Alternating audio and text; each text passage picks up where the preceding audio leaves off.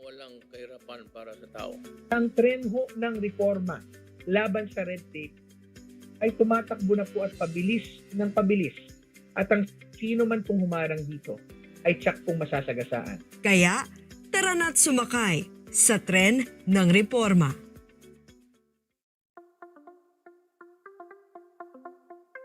The Philippine Good Regulatory Principles, or PGRP, are a set of principles outlining good regulatory practices. Government agencies can align their regulatory processes and activities using the PGRP. We aim to have regulators that are able to create and adopt regulations that do not add undue regulatory burden to the transacting public. The Anti-Red Tape Authority, or ARTA, in accordance with its mandates as prescribed under Republic Act 11032, will promote these principles so that businesses and regulated entities understand what they can expect from regulators. Let's learn the principles together. Principle 1. Clarity. Regulators should provide clear rationale, objectives, goals, institutional frameworks, and support mechanisms in the regulations they issue. Principle 2. Legal and empirical basis. Regulators should ensure that all regulations come from sound legal and empirical basis which validate new or continuing government intervention. Principle 3. Cost versus benefit. Regulators should issue regulations that benefit society, justify costs, reduce unintended effects, and minimize negative impact to the economy, society, and the environment. Meanwhile, in Principle 4, Assessment, regulators should assess and consider all policy options, including non-regulatory interventions, through regulatory impact assessment. Principle 5, Engagement. Regulators should practice and sustain effective and inclusive stakeholder engagement.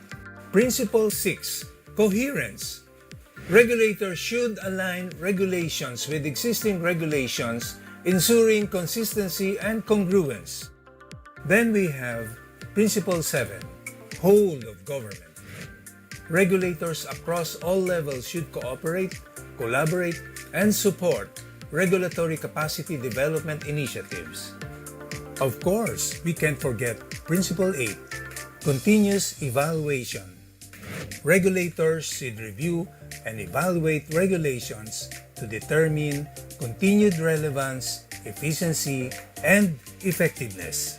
In Principle 9, Competition.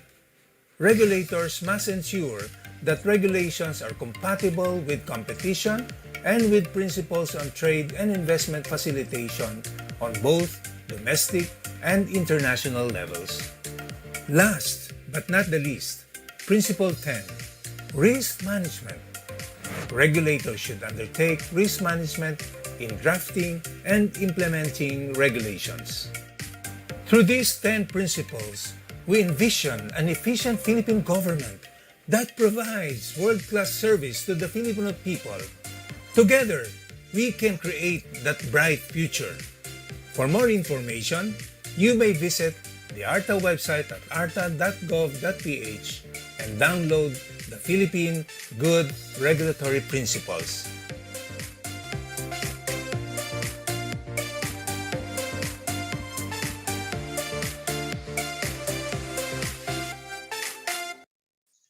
Good morning, everyone. A few reminders before we officially begin this program. This meeting will be recorded for purposes of documentation, and please read ARTA's data privacy policy accessible at the link on your screens. To maintain the smooth flow of the program, please be reminded of the following house rules. Kindly include your organization and designation beside your name, for example, ARTA-PDO Juan de la Cruz. The microphones of participants shall be muted during the meeting so as to not distract the presentations. The discussions will be moderated to guide the conversation. Kindly use the raise hand button so that the moderator can acknowledge you to speak. You may also use the chat box for your written questions. And for other concerns or queries, you may send a private message to the members of the organizing team. Let us begin with a word of prayer. Let us all put ourselves in the holy presence of the Lord.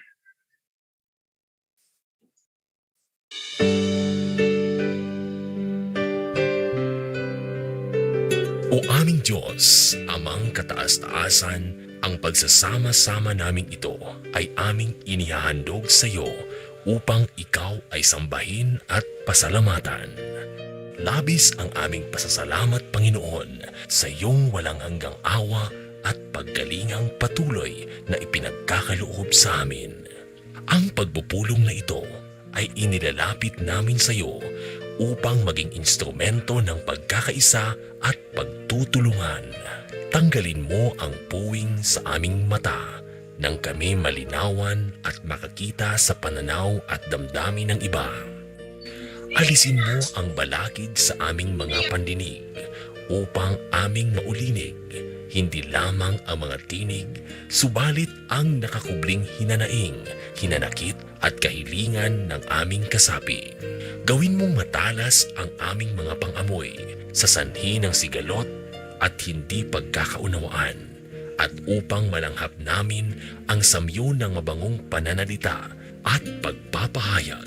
Gabayan po ninyo kami upang makita ng aming mga mata at marinig ng aming tenga ang mga aral na ibibigay ng aming mga tagapagsalita. Gabayan mo ang aming mga hakbang nang matiyak namin ang landas na aming tinatahak ay yaong iyong itinakda para sa aming mga yabag. Huwag mo sanang hayaan kami na maglakad ng mag-isa o di kaya'y mga pasadilim at matisod at idapa ng aming kahinaan.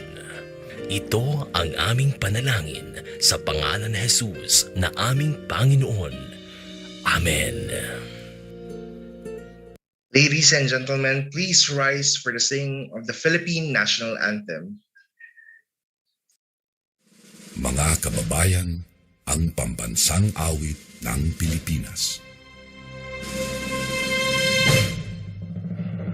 Kayang magiliw, dalas ng sinananan, alam ng puso, sa titik mo'y buhay. Lupang hinirang, kuya ka ng magiting, sa manlulupin, di ka pasisingil, sa nagatang tutok sa simoy at sa langit ng paglaw, ay hinatang tulang awit sa paglayang minamahal. Ang isang ng matawad mo'y tagumpay na nagtitindig, ang bituin at araw niya kailan ang may di magtitindig. Luman ang araw ng walhagit pagsinta, buhay langit sa piling mo. Ang inigaya ng pagkay mga amin, ang mamatay ng dahil sa'yo.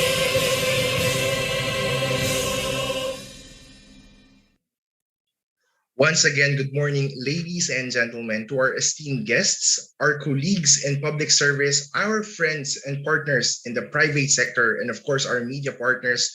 Welcome to the ceremonial launching of the Unified Logistics Pass pilot implementation. I am CJ Kalimbas, Executive Assistant 3 from the Anti-Red Tape Authority's Office of the Deputy Director General for Operations, and I am your master for ceremony for this morning. Please be informed that this event is being streamed live on our Facebook page, the Anti-Red Tape Authority, and the Facebook pages of the Presidential Communications Operations Office, care of Radio Television Malacanang.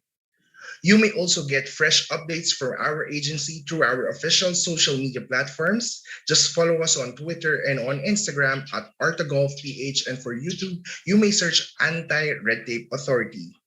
You may also visit us at our website at www.arta.gov.ph,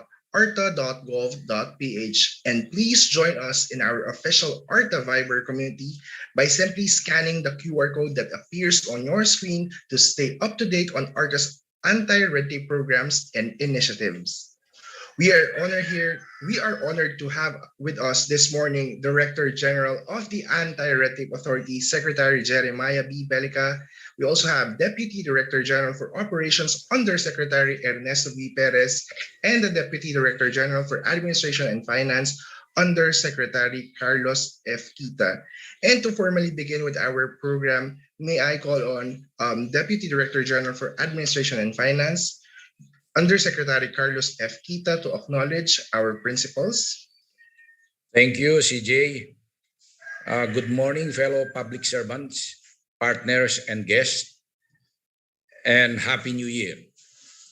At this point, may I acknowledge and greet the top government officials and some of our partners and guests who are gracing this very important event, the ceremonial launching of the Unified Logistics Pass.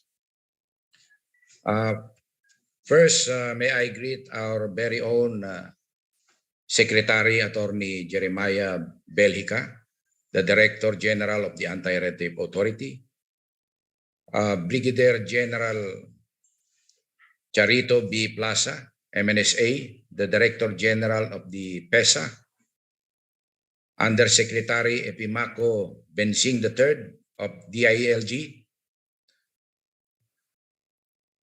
Dr.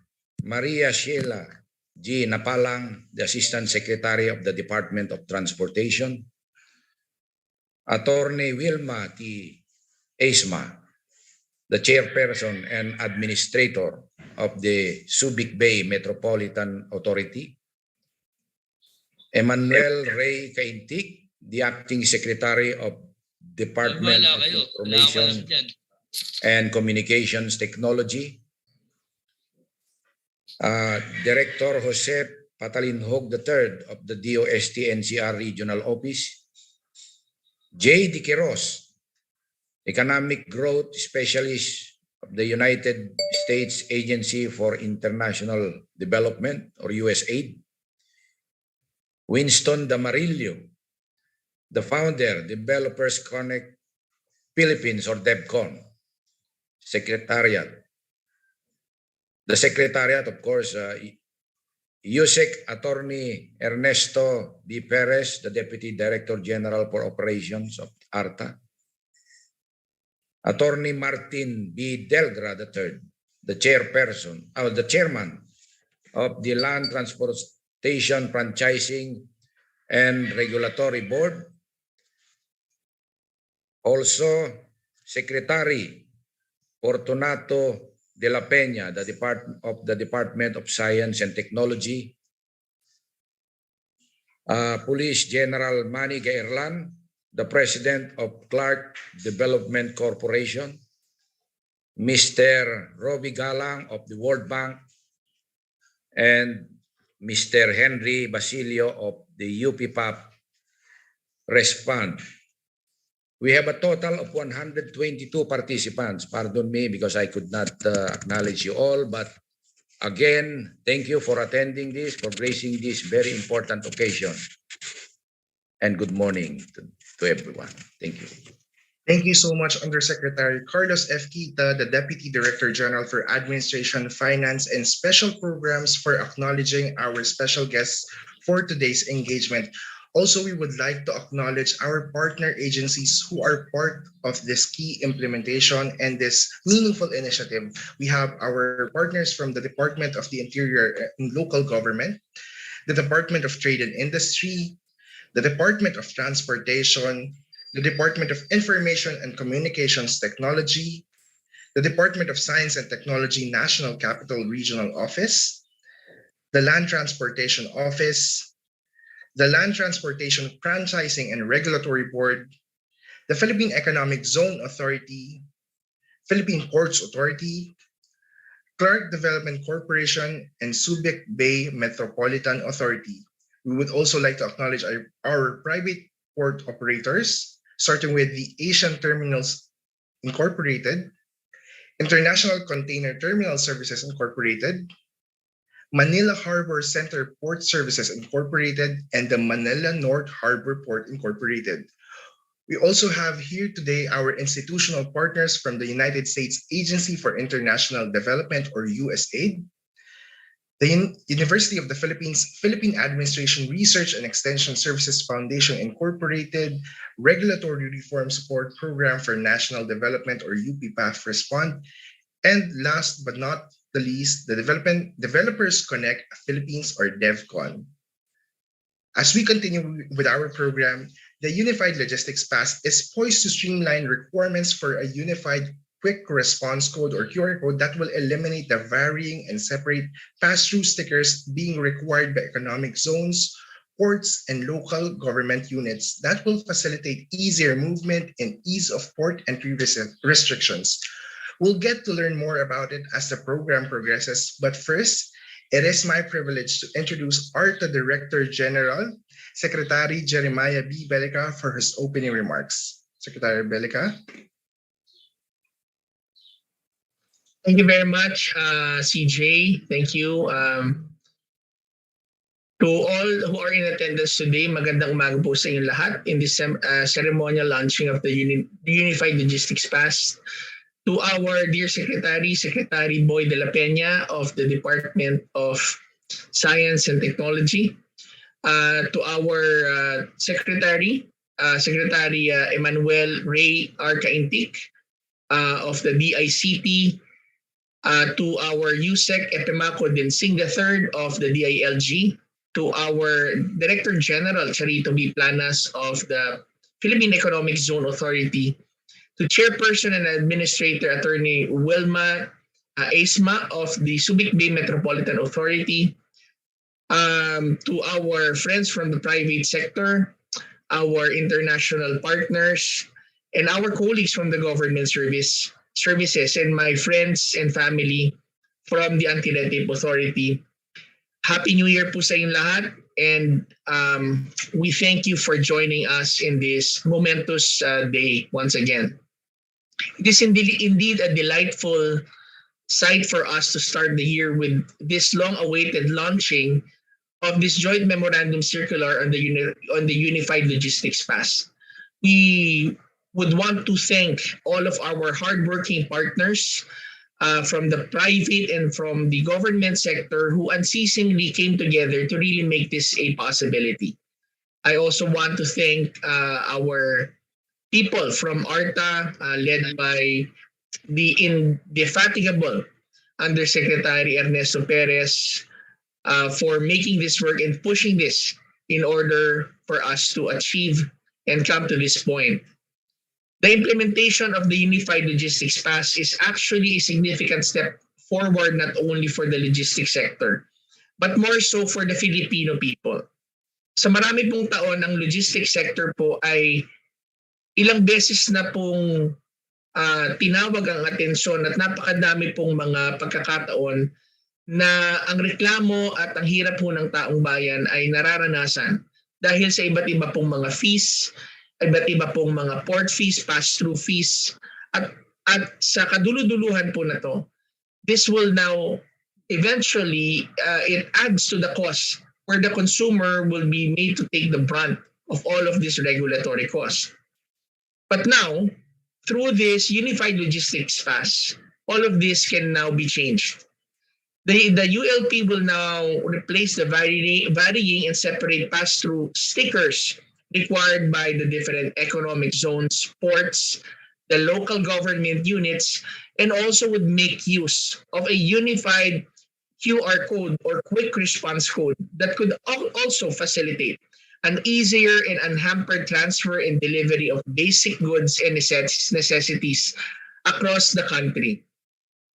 Ang sabi nga po na 70% daw ng cost po ng ating mga produkto or the value added cost of the products po natin is attributable or can be alluded to transportation or logistical cost. That's why the full implementation of this ULP will definitely lower the cost of products as well. At least that is what we are hoping to achieve. This would really and should really have a massive impact on the lives of the simple Juan de la Cruz, the simple Filipino who is just really making sure that he would be able to make ends meet during this pandemic. Lalo na po sa panahon po ng pandemya, ang lagi ho natin sinasabi, ang red tape ay nakamamatay. Let's put as an example ang isa pong ama na naghahanap buhay lamang at kumikita para sa kanyang asawa at 4 na anak ng 500 piso o mahigit lamang na kaunti kada araw. Ang kanila pong gastos para sa kanilang pagkain lamang ay nagkakahalaga na po ng 400 piso o minsan po ay mas higit pa.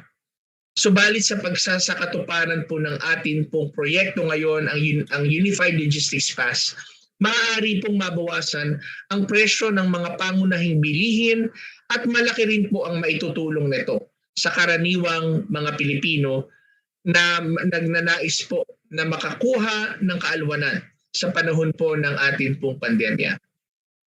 Ito rin po ang pinaka-essence at ito rin po ang pinaka-adhikain namin dito po sa Anti-Red Tape Authority. The mandate of ARTA is geared towards making the lives of the Filipino more comfortable and convenient.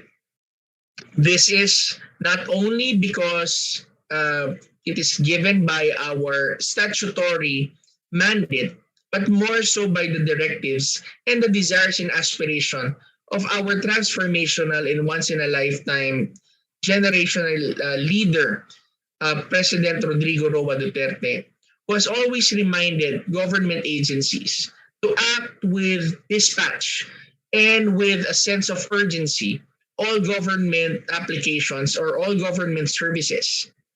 For the empowerment function of ARTA, we assist government agencies in streamlining and re-engineering their processes so they can develop policies and procedures that would make services more accessible and efficient for their stakeholders and the general public. However, we also have another function, which is the enforcement function. Here, we now act, to file cases, investigate, or even do entrapment for those who would insist on going on with the previous way, that is excessive bureaucratic red tape. However, it's about time to stereotype that the government services, to break that stereotype that government services are inefficient and sluggish. It is about time for us to continue this train of reform and continue on the momentum as we approach the tail end of this administration's term. Once again, we would want to express our deepest gratitude to our partners, sa mga kasamahan po natin sa DevCon, sa USAID, sa gayon din po sa UP Respond, for coming in together, and also all of our friends from the different organizations, ARTA champions who came together to really make this a possibility. And once again, our aspiration is to do in accordance with the aspirations of every Filipino people as echoed by our President Duterte, to make the lives of the Filipino people more convenient and more comfortable. As I would always say, na ang tren ng pagbabago laban po sa red tape ay tumatakbo na at pabilis ng pabilis. At ang sino man pong humarang, kahit po dito sa atin pong ginawa, dito po sa ating logistics sector, ay siya pong masasagasaan. Again, we want to greet you a Happy New Year, a good day, and stay safe, and congratulations to all of us. Maraming salamat po sa inyong inspiring message, Attorney Jeremiah B. Belica. Let's give a round of applause for our beloved Secretary for gracing today's event. As we move forward with our program, it is said that teamwork makes the dream work. The launch of the Unified Logistics Pass wouldn't be possible without the efforts and collaboration of our partner agencies. In this regard, let us listen to their special messages, starting with the Department of Transportation, Assistant Secretary for Planning and Project Management, Dr. Maria Sheila G. Napalang. Good morning, everybody. Hi. Good morning, everybody. To ARTA Director General Jeremiah Balbuca and officials of ARTA, fellow public servants from the Department of Transportation and from the different government agencies, partners from the private sectors, colleagues, guests, magandang umaga po at Happy New Year. It is my pleasure to be part of this momentous occasion for the ceremonial launching of the Unified Logistics Path and represent the Department of Transportation on behalf of our Secretary, Arthur Pitogade, and our Undersecretary for Administrative Service and Nehemiah Focal Person for Logistics Sector, Artemio U. Tuazon Jr. With the government's national efforts to streamline and harmonize measures of interrelated agencies towards speeding up and realizing one of the administration's 10-point socio-economic agenda of improving ease of doing business and thereby reduce time, cost, requirements, and procedures on sectors of economic and local significance. Integrating processes and requirements for the application of a unified logistics path is catalytic in achieving the desired future of a seamless and sustainable transport of goods, advanced market access, and more efficient systems in logistics. Now, more than ever, the unhampered delivery of goods is of paramount concern because the demands are sustained at a heightened level amid the COVID-19 crisis. Thus, the need to streamline logistics procedure should be top priority. This, coupled with our ongoing efforts for the development of domestic standards for cold chain logistics, the Philippines is now well positioned towards better post-COVID recovery and vibrant economic development. Indeed, having this joint memorandum circular and memorandum of agreement among government instrumentalities is an opportune undertaking to ensure smooth flow of trade wherein basic and essential goods reach their respective destinations, most especially during this time of crisis. Recognizing the crucial role of the Department of Transportation in accelerating the country's economic development through the promotion, development, and regulation of a dependable and coordinated network of transportation system, the Department of Transportation hereby commits to ensure the compliance and active cooperation of its sectoral and attached agencies, especially the Land Transportation Franchising and Regulatory Board, Land Transportation Office, and the Philippine Ports Authority, among others, in the implementation of the Joint Memorandum Circular and Memorandum of Agreement of the Unified Logistics Path System, and provide administrative and financial assistance in its implementation. Rest assured that the department, together with its attached agencies, is one with the objectives to achieve the streamlining and improvement of logistics procedure. Further, we remain committed to uphold the strategic thrust in developing the supply chains and logistics in underserved areas, achieve a resilient supply of essential products, and promote economic growth across the country. We remain steadfast in our commitment, and we join everybody in actually hoping that this will be a more hopeful and more vibrant year for the Philippines. Thank you, everyone, for your attention. Thank you so much, Dr. Maria Sheila Gina Parang, for your continued support, the Assistant Secretary for Planning and Project Development of the Department of Transportation. Maraming salamat po. And at this juncture, we would also like to acknowledge the presence of our partners from the World Bank Group and to also remind our participants to use the Zoom background po. It can be found or it can be downloaded on the chat box po. In-upload na po siya ng aming staff from the Anti-Red Tape Authority.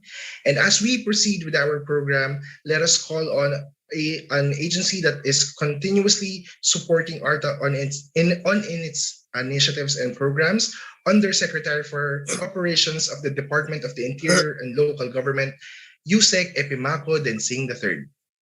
Yusek Densing? Yeah, thank you very much.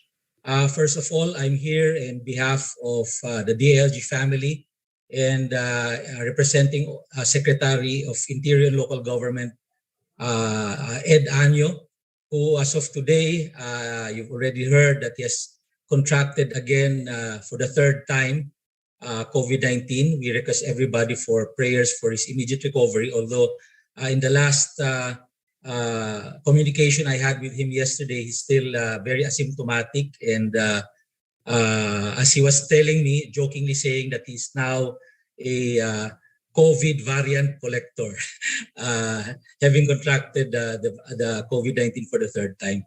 Well, anyway, isang magandang umaga rin, and I'd like to greet our Anti-Red Authority Director General, our good friend, Jeremiah Belica, who for the past 2 years, every time that we meet, pabata po ng pabata yung itsura. So I think he's doing very well, and I think ARTA has been delivering its mandate as the anti-red tape agency, and has already positively made an impact in the government and more so the industry in general. Of course, a warm good morning to our other partner agencies and private sector partners. Nandyan po, I saw a while ago, DST Secretary Boy de la Peña. Magandang umaga, sir. I was told that PEZA Director General Ching Plaza is also around.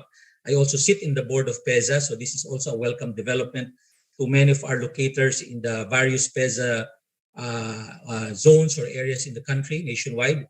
SBMI Chair and Administrator Attorney Wilma Esma. Of course, a good friend who is now the Acting Secretary of the DICT, Secretary Manny Caintic. USAID Economic Growth Specialist J. De Quiros, DevCom Founder and CEO Wilston Damarillo, LTFRB Chair Martin Delgra, and of course the OTR Assistant Secretary Dr. Sheila Manalang. Magandang umaga po sa ating lahat. At this is a very good way of launching this important issue and concern that we have in the industry with ARTA and the other industries together with the ALG is something that we have been talking about for many, many months now. In fact, we have already sent several notices of explanation to a number of local governments where they have local ordinances or policies that is different from what is supposed to be implemented under the local government code. And so far, some of them have responded positively by changing many of those ordinances in accordance and in alignment with the rules of the local government code, especially in the issues of logistics movement. As we all know, our country is archipelagic in nature, so ascertaining the smooth transport and logistics of basic goods and necessities is pivotal to ensure food security across the country. It is also an indication of a robust economy, allowing businesses to supply our people with essential items for their daily survival and well-being, especially at this time when we are still experiencing a pandemic. However, if left unchecked, bottlenecks at ports would cause the prices of commodities and goods to rise and restrain people from accessing their needs, especially the basic ones. Thus, I commend the ARTA through the program Nehemiah Logistics Sector for spearheading the creation and rollout of this unified logistics pass, which will streamline and facilitate the unimpeded transit of trucks and delivery of basic goods and necessities like food, medicine, and other such products across the country. Not only does this follow in the footsteps of the Ease of Doing Business Act or law, but it always or likewise supports the implementation of the DALG, ARTA, DOF joint guidelines on the suspension of LGU imposition and collection of illegal fees and taxes relative to the transport of goods and products. Indeed, the current spike in COVID-19 infections due to the Omicron variant nowadays calls for us to make on the needed interventions in order to curb the rapid spread of the virus. with national government considering placing high-risk areas, hopefully, no, but not hopefully to escalate them to a higher alert level, it behooves us to provide our businessmen, transport services, and the logistics sectors with the means to carry and deliver basic goods to our people. It is our hope that through this system, we will be able to eliminate the inconveniences and delays which may lead to the wastage of perishable cargoes. Naway mabigyan din natin ang ating mamamayan ng sapat na supply ng pagkain, gamot at iba pang mga pangangailangan nila sa pang-araw-araw. Again, this is something that we've been working out with the DILG and other partner agencies, especially with the Anti-Red Tape Authority and with the private sector. We at the DILG have already done our part, and we will continue to do so, including monitoring to make sure that the local governments follow the memorandum circulars and what the law provides. And again, more importantly, what is important is the delivery of these goods and services, not only to lower down the prices effectively, but also for purposes of efficiency. Narito kaming mga taga-DILG upang siguraduhin maayos na maipapatupad ng ating mga lokal na pamahalaan ang inisyatibong ito. Together, let us continue to smooth out the creases that impede the easy flow of basic goods and necessities. And let us ensure sufficient food supply throughout the archipelago with this kind of a system that we'd like to adapt right now for efficient delivery of these goods. Again, isang pagbati at congratulations po sa Anti-Red Authority at sa mga partner national agencies. Kasama na rin po yung ating mga partners sa mga pribadong sektor. Kasama natin sa pribadong sektor, importante po na patuloy ninyong sabihin sa amin ang actual na nangyayari sa baba kung ito'y hindi nasusunod at marami pa rin kayong nararanasan na problema sa mga lokal na gobyerno. It's important that our local private sector partners continue to monitor and report to us what's actually happening on the ground, and for us to immediately, and we will immediately act on this. This is towards better security in basic commodities and food specifically, and more importantly, the ease of doing business. Again, to all, thank you very much, and a good day to all of us. Always take care. Thank you so much, Undersecretary for Operations Yusek Epimaco Densing III from DILG, for your continued support to the initiatives of the Anti-Red Tape Authority. As we continue with our special messages, we would like to call on the Director General of the Philippine Economic Zone Authority, Brigadier General Charito B. Plaza. DG Plaza, magandang umaga po.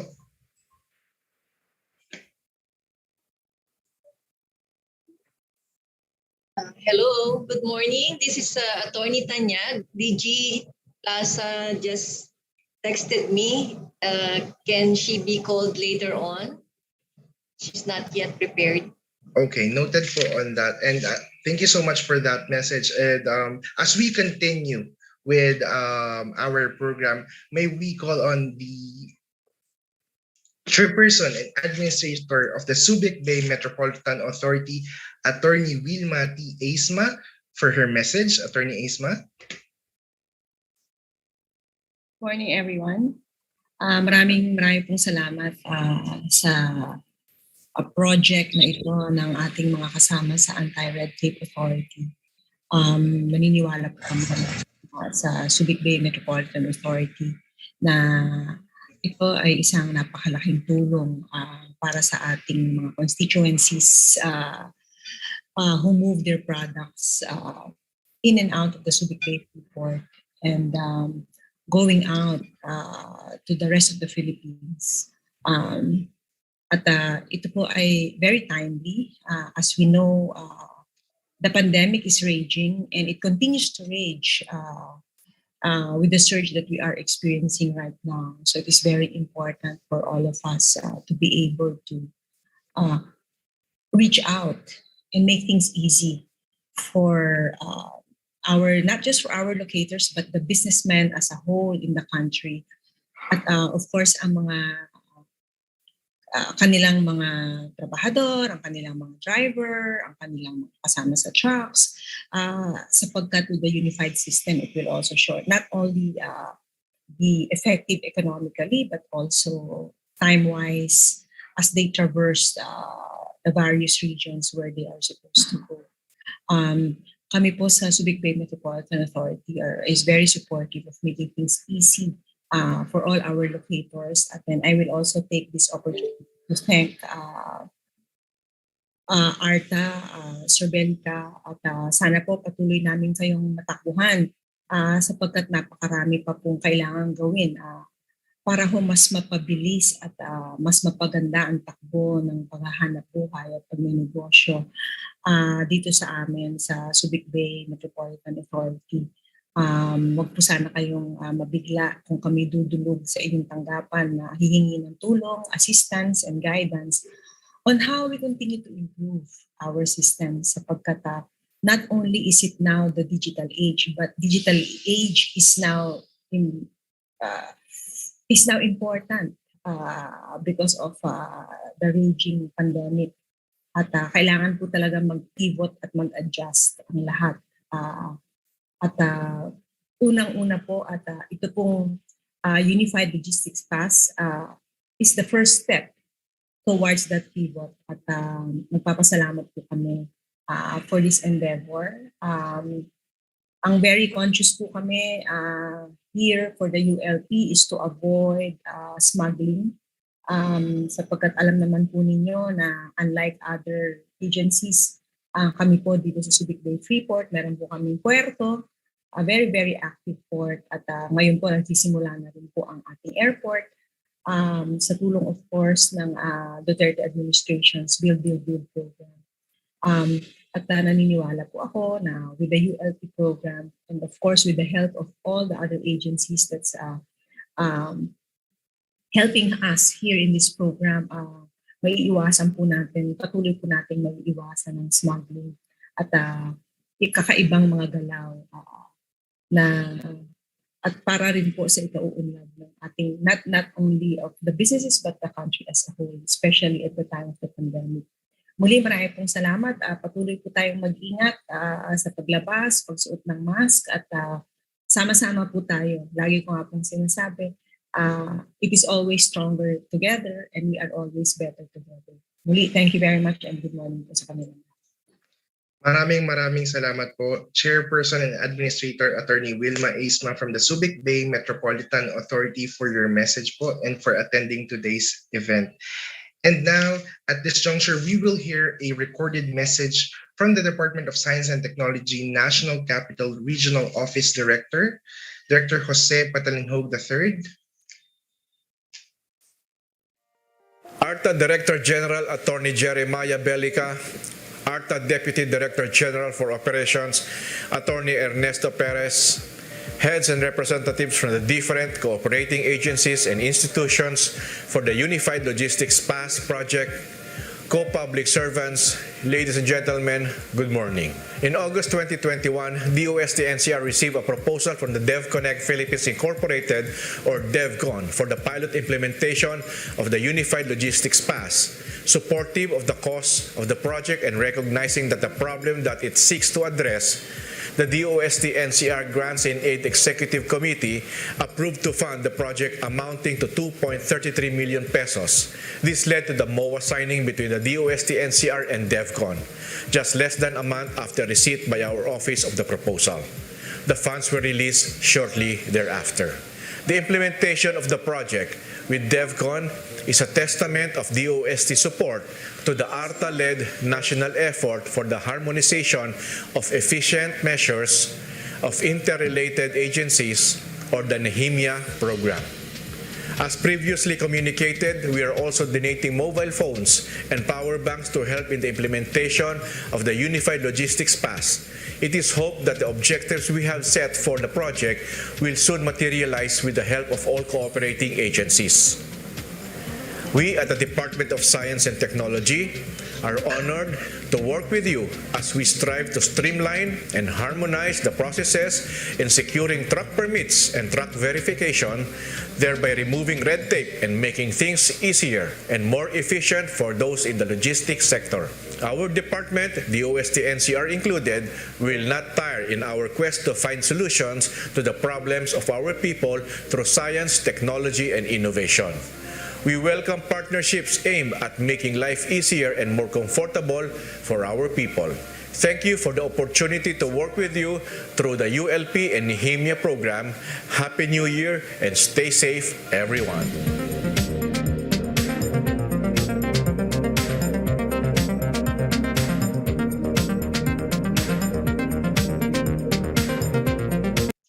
Again, that was DOST National Capital Regional Office Director Jose Patalinhog III. And thank you very much for DOST for their message. And now we proceed with our messages from our secretary level, starting with the Secretary of the Department of Information and Communications Technology, Secretary Emmanuel Rey Caintic. Good morning, po. Good morning.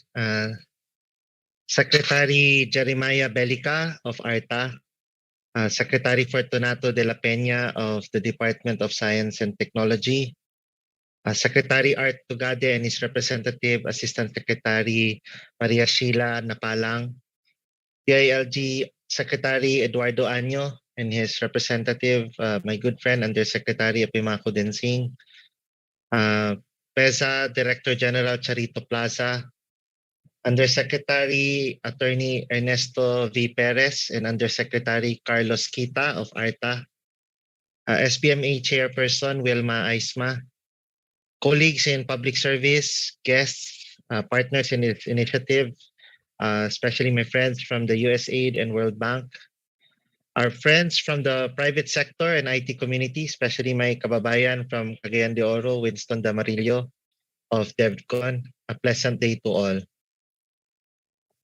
Today, we celebrate the launching event for the pilot implementation of the Unified Logistics Pass as part of the national effort for the harmonization of efficiency measures of interrelated agencies by the Anti-Red Tape Authority. We are one with ARTA in this initiative as we also lead the digital transformation of the government. The Unified Logistics Pass aims to improve the processes involved and facilitate easier movement in the delivery of goods. Once again, this proves to be the ICT proves to be the foundation of a future-ready government and country. The integration of ICT into government processes will deliver greater efficiency and produce remarkable results.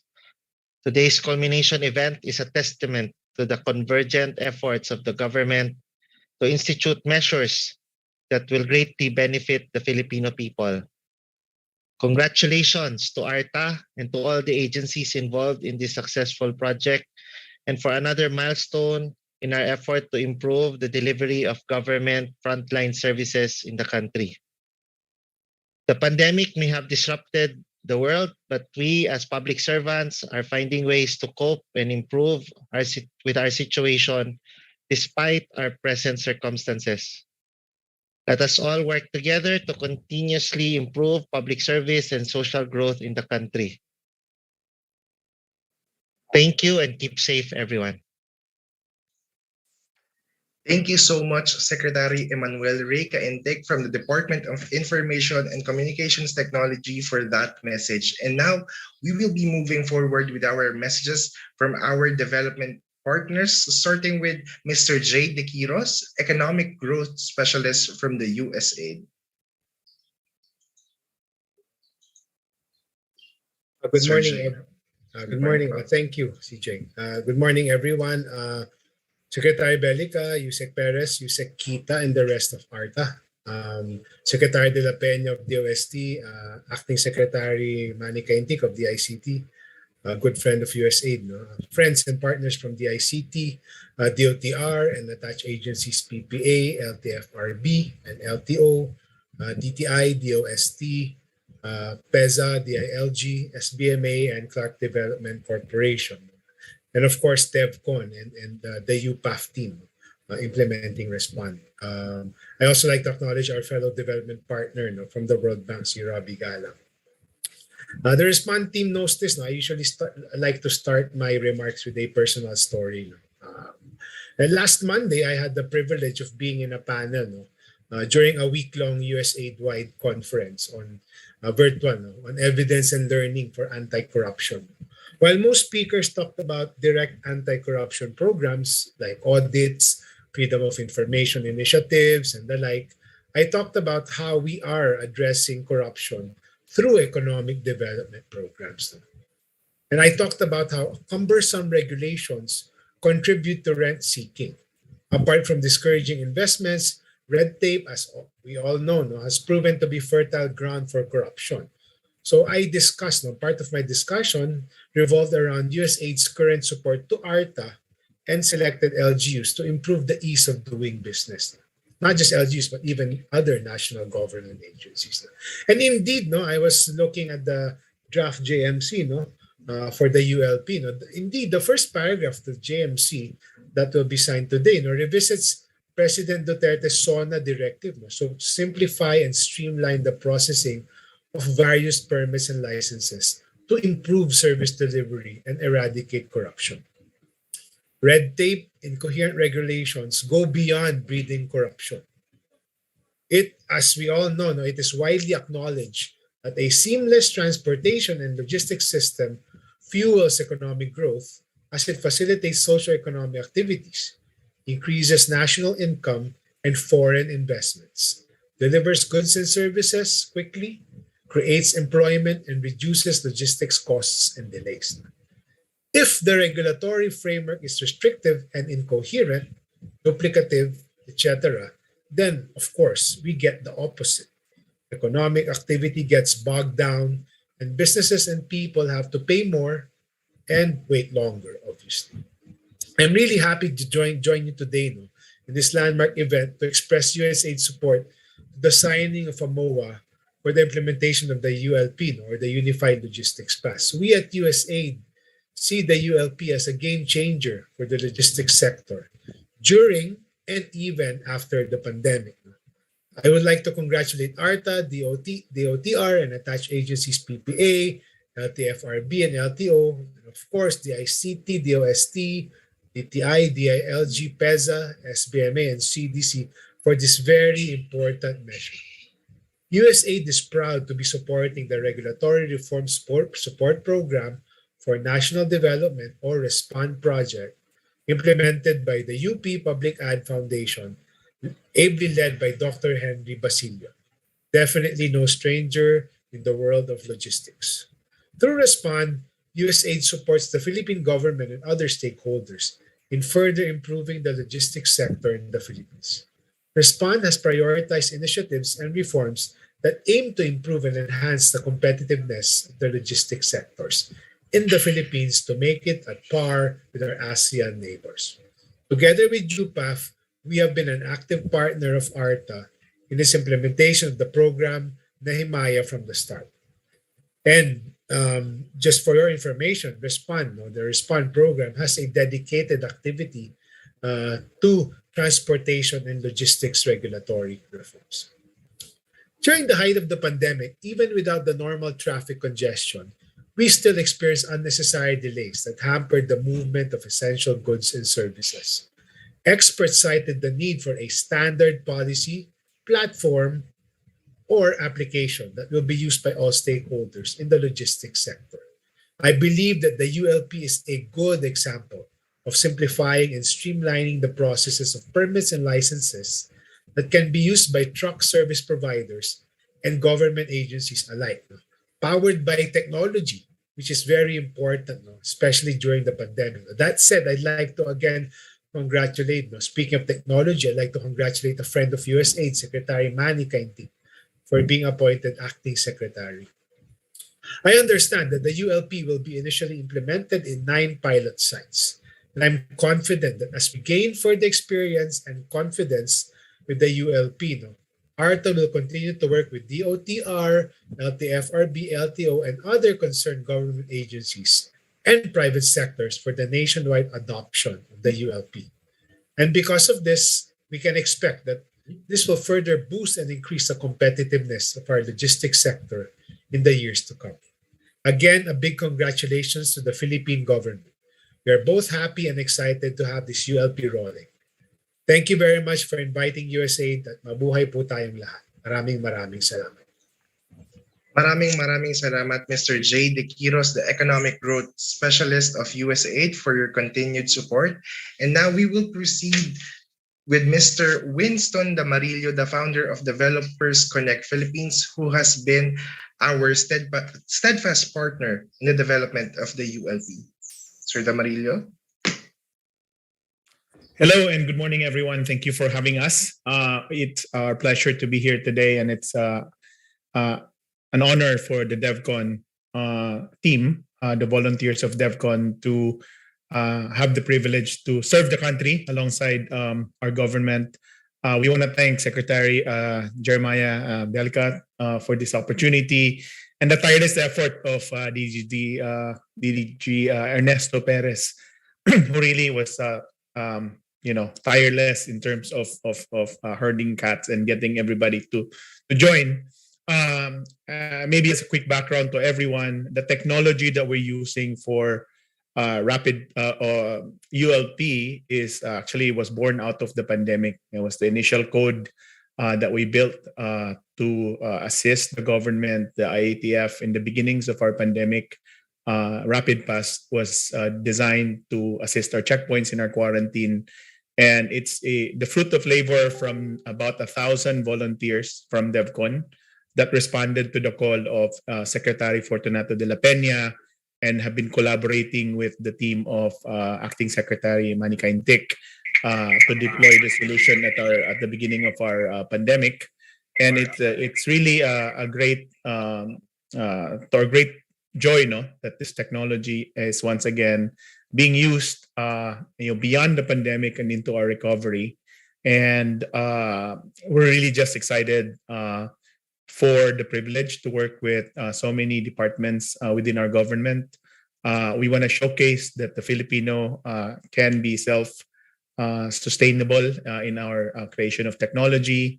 Our geeks within the DevCon, our engineering and digital communities of the Philippines are really excited that this is coming to life shortly. And, alongside our government, we're also very grateful for the vision of World Bank through Dr. Galang, who was one of the early visionaries who saw the opportunity of Rapid Pass and its potential to assist in our logistics problem here in the Philippines. And then the gargantuan effort really to align so many stakeholders to align on a unified solution. So there's a lot of passion and a lot of inspiration when we built this technology, and we look forward to seeing it come alive. And on behalf of all the volunteer developers of the DevConnect Philippines, we're delighted that we're launching this initiative today. And you can count on us to always be there as the digital army for our country. And maraming salamat for having us.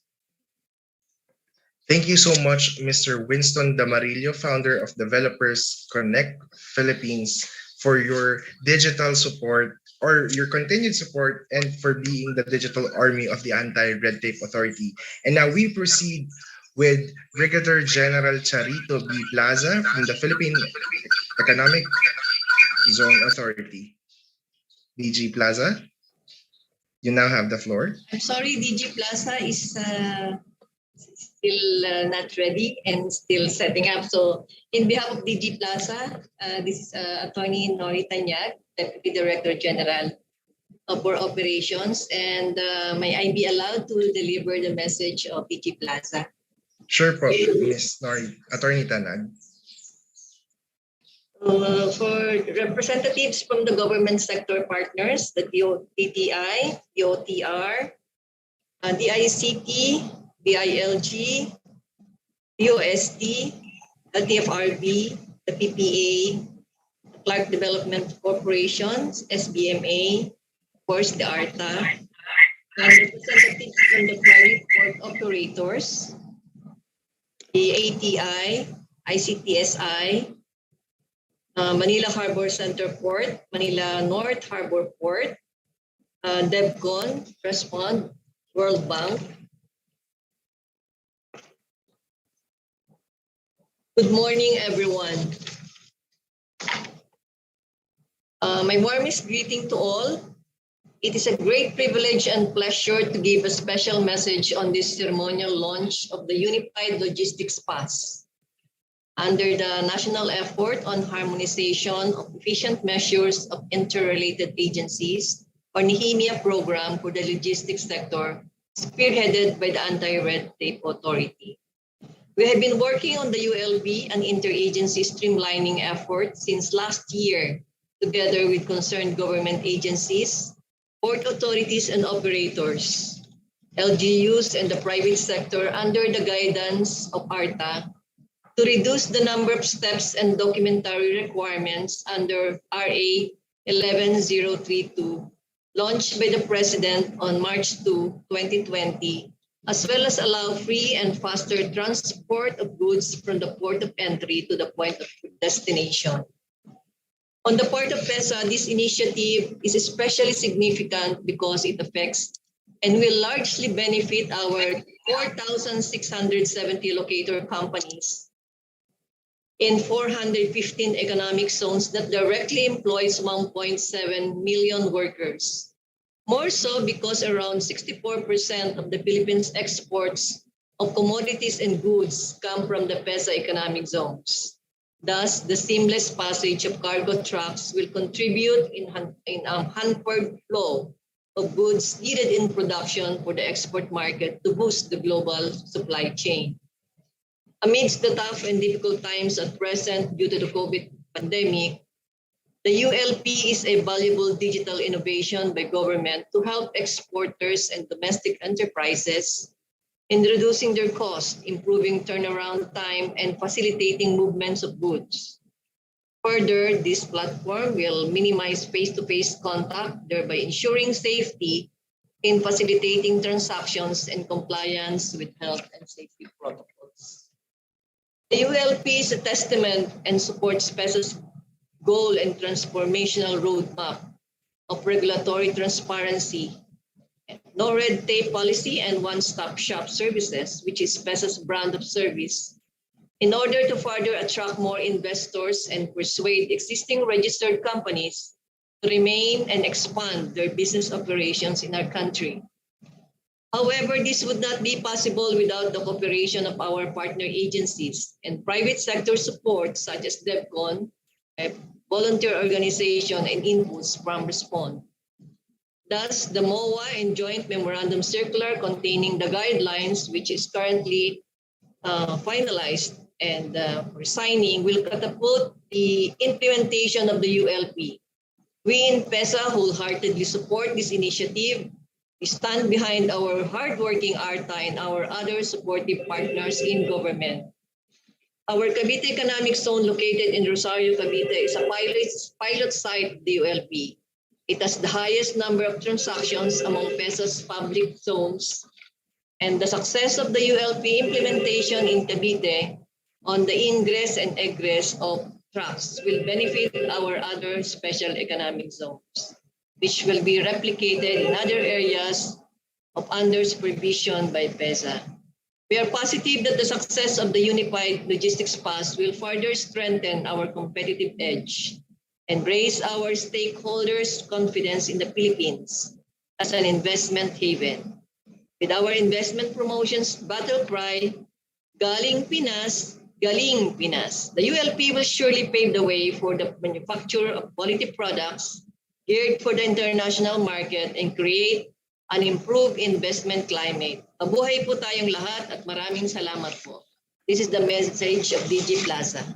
Thank you. Maraming salamat, Attorney Nori Tanag, for reading the message of Brigadier General Charito B. Plaza from the Philippine Economic Zone Authority. And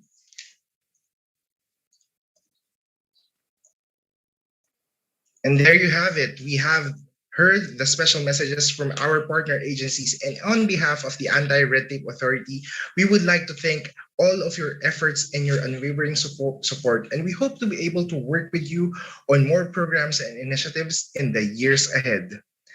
Now, to officially kick off the launch of the Unified Logistics Pass pilot implementation, let us watch this video presentation.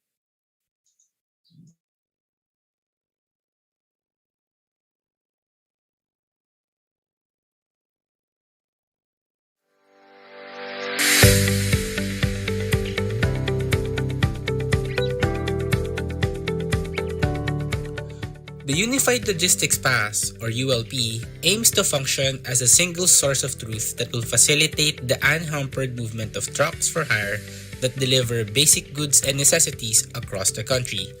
The Anti-Red Tape Authority, as part of its flagship program, Program Nehemiah, partnered with key implementing agencies, development partners, and cooperating partners to develop the Unified Logistics Pass for a streamlined process in the logistics sector. The ULP aims to adopt a unified application form and the adoption of QR code technology, which shall eliminate the need for varying and separate pass-through stickers being required by economic zones, ports, and local government units from truckers which carry goods and other products across the country. Through this initiative, we aim for a faster and more efficient logistics sector. Biyahe ay paspas dahil sa Unified Pass.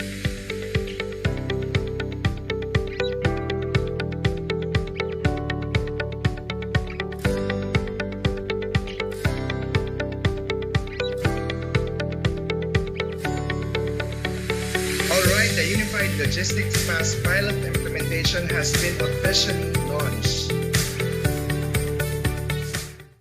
Alright, the Unified Logistics Pass implementation has been officially launched, and congratulations to all the hardworking and dedicated employees of the Anti-Red Tape Authority, of course, led by ARTA's visionary and passionate leaders, ARTA's Secretary Jeremiah B. Belka and Undersecretary Ernesto V. Perez. Congratulations, and thank you also to our partners from whose invaluable support, dedication, and efforts made this implementation possible. At this juncture, we will have a photo opportunity. May I ask Mr. Zeke Mauhay to facilitate our picture taking? May I request our participants to open their videos? Zeke? Thank you, CJ. So if everyone is ready, may I request everyone to please open their cameras so that I could take a picture? All right. So on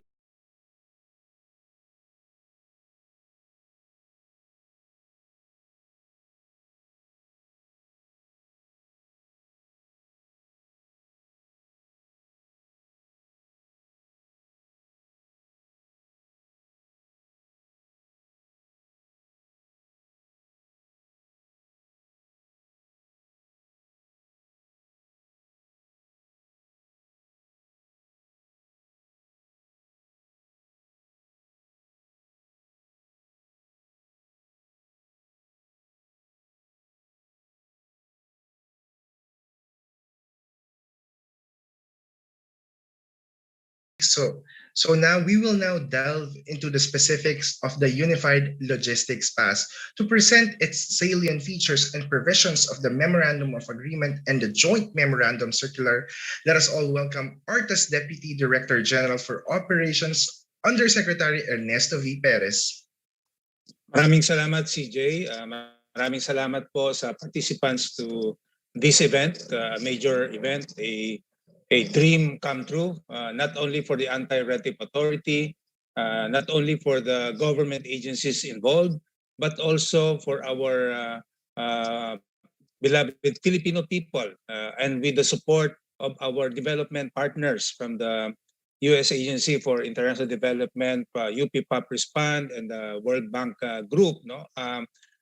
I said this is a realization of our dream at the DevCon founder Vincent de Marillo has given us already a brief background there as to this initiative. It actually started during the early days of the pandemic, as early as the first quarter of 2020. We were already looking at possible facilitation of movement of goods from the logistics sector, and inspired by the success of the rapid pass system, which regulated the movement of people, authorized persons outside residence. The idea was actually broached to us for the first time by Dr. Roby Galang of the World Bank Group. And taking cue from that, and since the World Bank is also a very active supporter of our program Nehemiah, and one of the sectors of which is the logistics sector, we thought of adapting from the success of the rapid pass system kasi yung technology na ginamit doon, pati yung mga devices na ginamit doon ay naka-ano lang doon, no? Naka-imbak lang sa DOST, Department of Science and Technology. So this initiative is really a testament to the bayanihan spirit of the Filipino people, the fortitude of the Filipino spirit under a whole of nation approach into action. Hindi po tayo tumigil. So we found ways of meeting both the public and the private sector, and we saw the support and collaboration and effort of everyone. So despite the challenges, hurdles, because of the technicalities involved, tuloy-tuloy po ang meeting natin from the early days of 2020 up to the recent days, no? Even during the Christmas season, we were really finding ways on how we can put this into action. First, with the signing of the Memorandum of Agreement and the Joint Memorandum Circular among government agencies involved and among the operators of our port. So maraming salamat po on behalf of the of officers and staff of the Anti-Red Tape Authority. So hindi ko rin po dapat makalimutan to acknowledge the work, those people who are working behind the scene, the young, able, competent, beautiful people of the Anti-Red Tape Authority, spearheaded by our better regulations sea sector. Ito po yung logistics sector headed by Division Chief Adrotol at saka si Zik Mauhay, si Cholo, of course yung ating magandang lawyers na sina Attorney Jen Dinosta, Attorney Des Feliciano has been working, and so we're so glad, no? This is a dream come true for the Anti-Red Tape Authority and for the Filipino people. Next slide, please.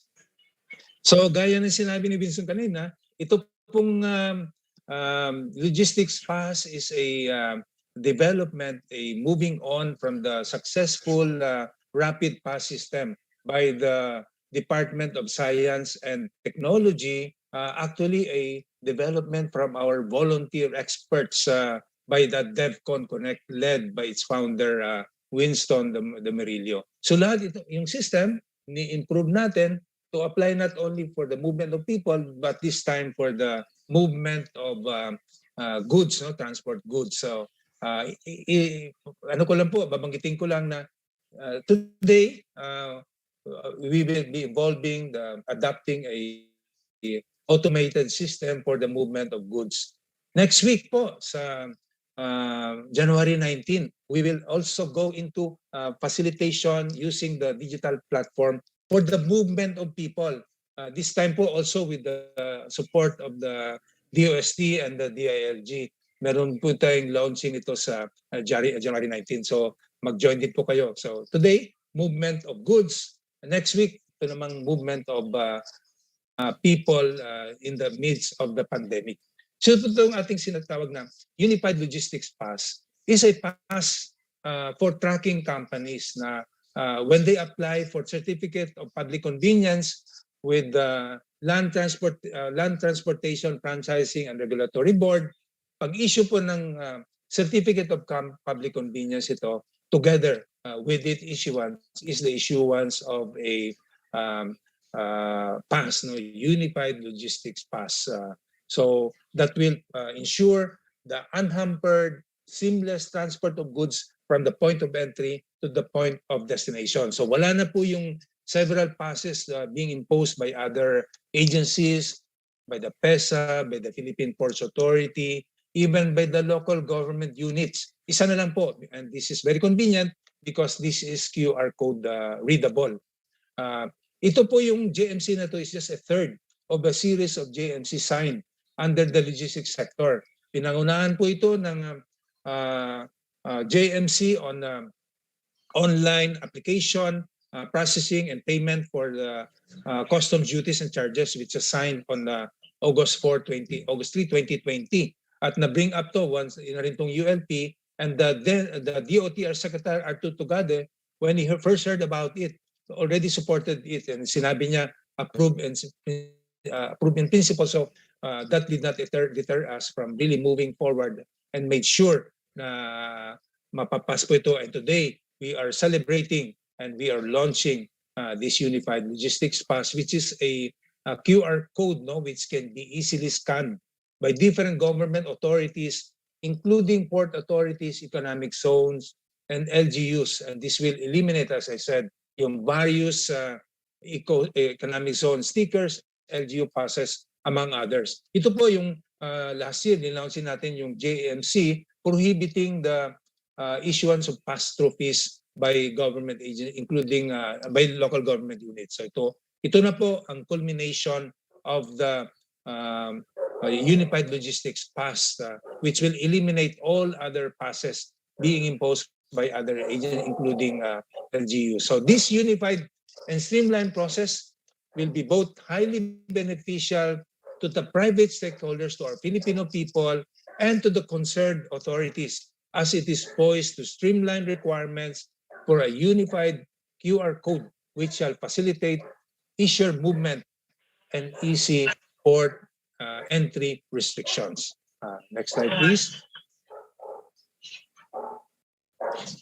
So ito po actually is just one of the priority sectors of the Nehemiah. Ang nauna po dito, yung GMC na nauna nating naipass, is on the food and pharma.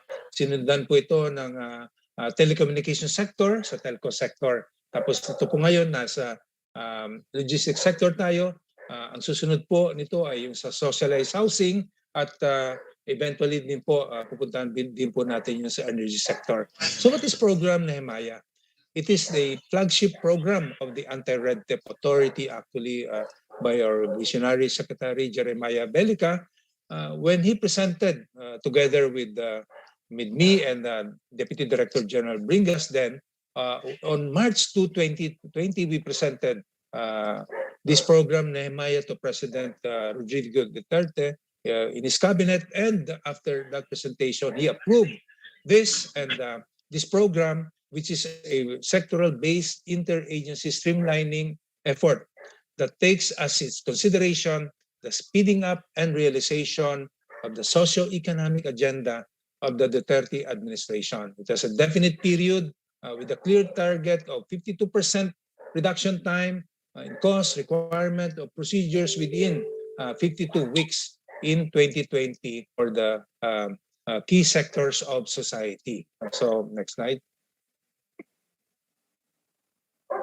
So at present, you will see here that for the issuance alone of a pass, particularly this transport of goods, involves 209 steps and 271 days to process. Now, under this ULP, we project a reduction of 73%, or from 209 steps to just 56 steps, and a reduction in time from 271 days to just 35 days, or 87%, based on the figures or study by the World Bank Group shared with us by Dr. Roby Galang. Next slide, please. So based on standard cost model, it will also reduce our cost, no, from the pre-reform of 2 billion 200 2 trillion 200 to be 2.2 billion to just 379 million, a savings of 1.9 billion. Next slide, please.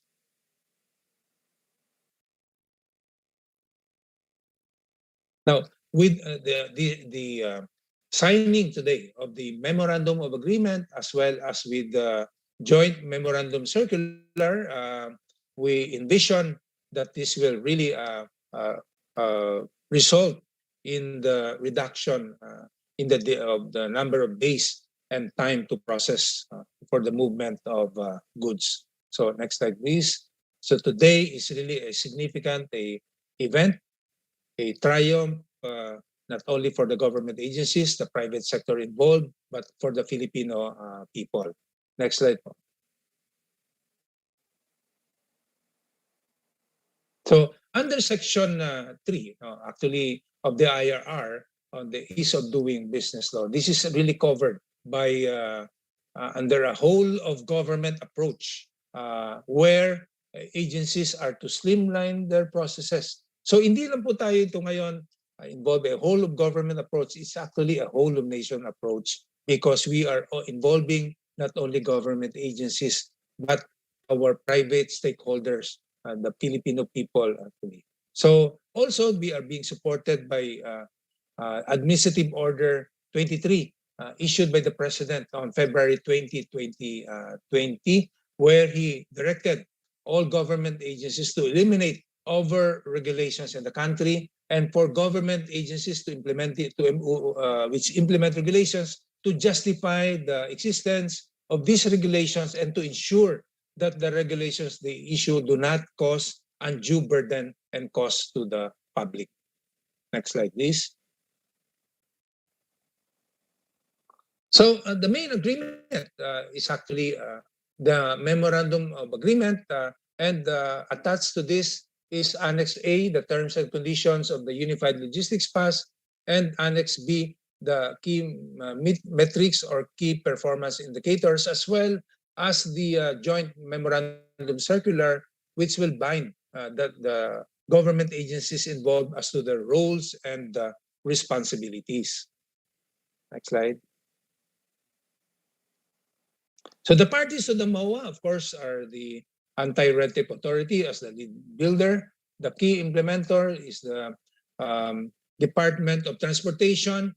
Under it is the attached agency, is the Land Transportation Franchising Regulatory Board headed by Chairman Martin Delgra, my classmate from the school. The LTFRB agreed to be the lead regulator. Sila po ang key implementer nitong ULP because once an applicant submits his application for a certificate of public convenience, pag-approve po ito, pag-issue nito, together will be the issuance of the Unified Logistics Pass. Other implementing agencies are of course, the DICT, the DTI, the DALG, the DOST, of course, the PESA, the Clark Development Authority, the Subic Bay Development Authority, of course, our development partners from the USAID, UPPAP Respond, from the World Bank Group, from the DevCon, and other cooperating partners from the Manila North Harbor Center, the ports of Manila, the Batangas Port, the PESA Port na nabanggit ng ating PESA Director General earlier, and all the major ports. So in December, we started the pilot test of this ULP sa Port of Batangas, tapos sa port din na PESA, no? Tapos this month and up to next month, we will pilot this to the other ports of the country, about 10 or 11 ports identified by our development partner from the USAID, the UPPAP Respond, headed by the very supportive Chair, Dr. Henry Basilio, I think is joining us also in this event. Maraming salamat, Dr. Henry. Si Dr. Henry po ang ating acknowledged logistics guru of the Philippines. He has made various studies on the logistics sector of the country. Maraming salamat for sharing with us your knowledge and expertise. Next slide po. The purpose of the MOA is to provide the framework for mutual cooperation, collaboration, and resource sharing between the parties mentioned earlier in order to achieve the objectives of the pilot implementation of the ULP. This will also contain the agreement of the parties within the respective mandates and within the period specifically committed, the function, the authority agreed to cooperate, collaborate, and utilize the respective resources for the design, development, implementation, and operationalization of the Unified Logistics Pass. Nabanggit na rin po kanina ng ating mahal na DOST Regional Director na ang initial funding po nito, yung 2.3 million was provided by the DOST National Capital Region together with all the devices, the cellular phones that were used during the rapid pass implementation. And of course, yung continuation ng funding nito for the technical support will be by the U.S. Agency for International Development, UPPAP response. So at very least cost to the government, to the particular to ARTA, we are able to realize the dream of facilitating the transport of goods through the ULP. Next slide. The commitment of the parties is within the respective means and within their respective period of performance. They commit to perform the respective roles and responsibility and extend to all the parties involved, especially the DevCon, the volunteers from DevCon, the IT experts, to extend all their assistance, resources, and information necessary in the development and operationalization of the ULP system platform. Next slide.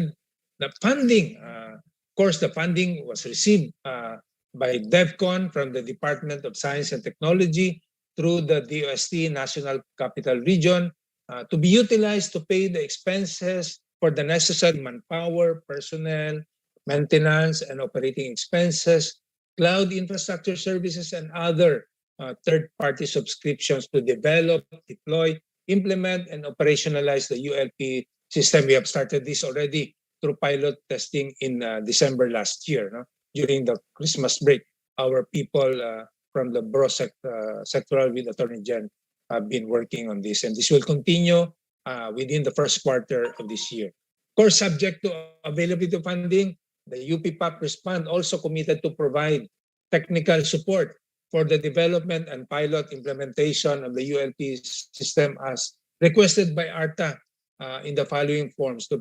Starting for the period for the fiscal year starting October 2021 to September 2022, the hiring of a technical consultant, I think that's done already, to undertake specific time-bound and output pass assignments. Hosting of relevant online events done already by the USAID, UPPAP Respond. So this MOA does not actually constitute a legal obligation or binding agreement or effect an obligation of funds by UPPAP to other parties or vice versa. But thank you just the same, UPPAP USAID for the commitment to support this initiative.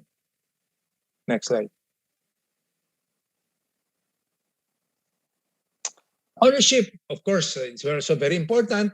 No? Once the pilot implementation has been completed, ownership by the ULP system or the work product will belong to the lead regulator, in this case, the Land Transportation, Franchising and Regulatory Board, and the turnover process shall commence by May 2022.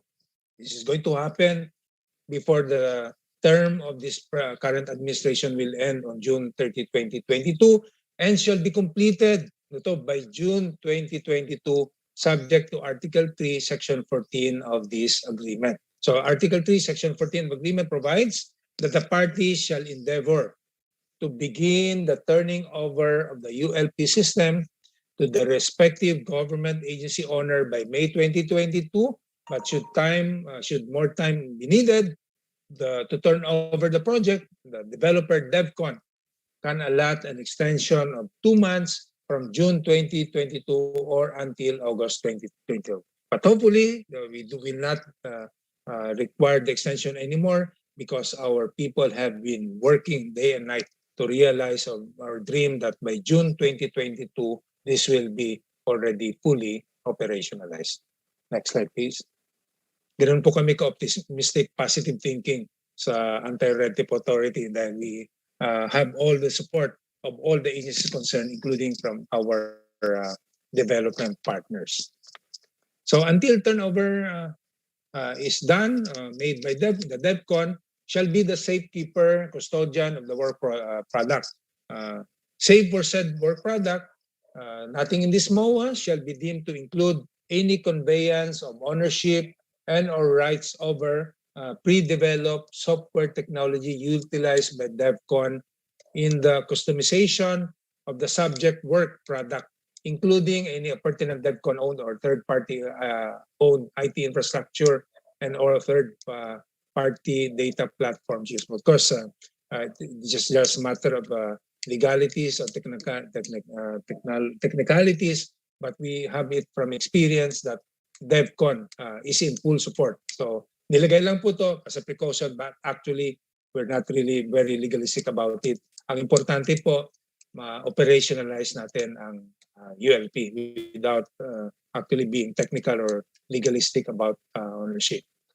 Of course, yung ma-realize po natin ito with the support by the DOST and CR with their donation of the mobile scanners which are already in their possessions from the rapid pass system days. No? And this will be utilized in the ULP project to be owned by LTFRB. So ganun po, hindi po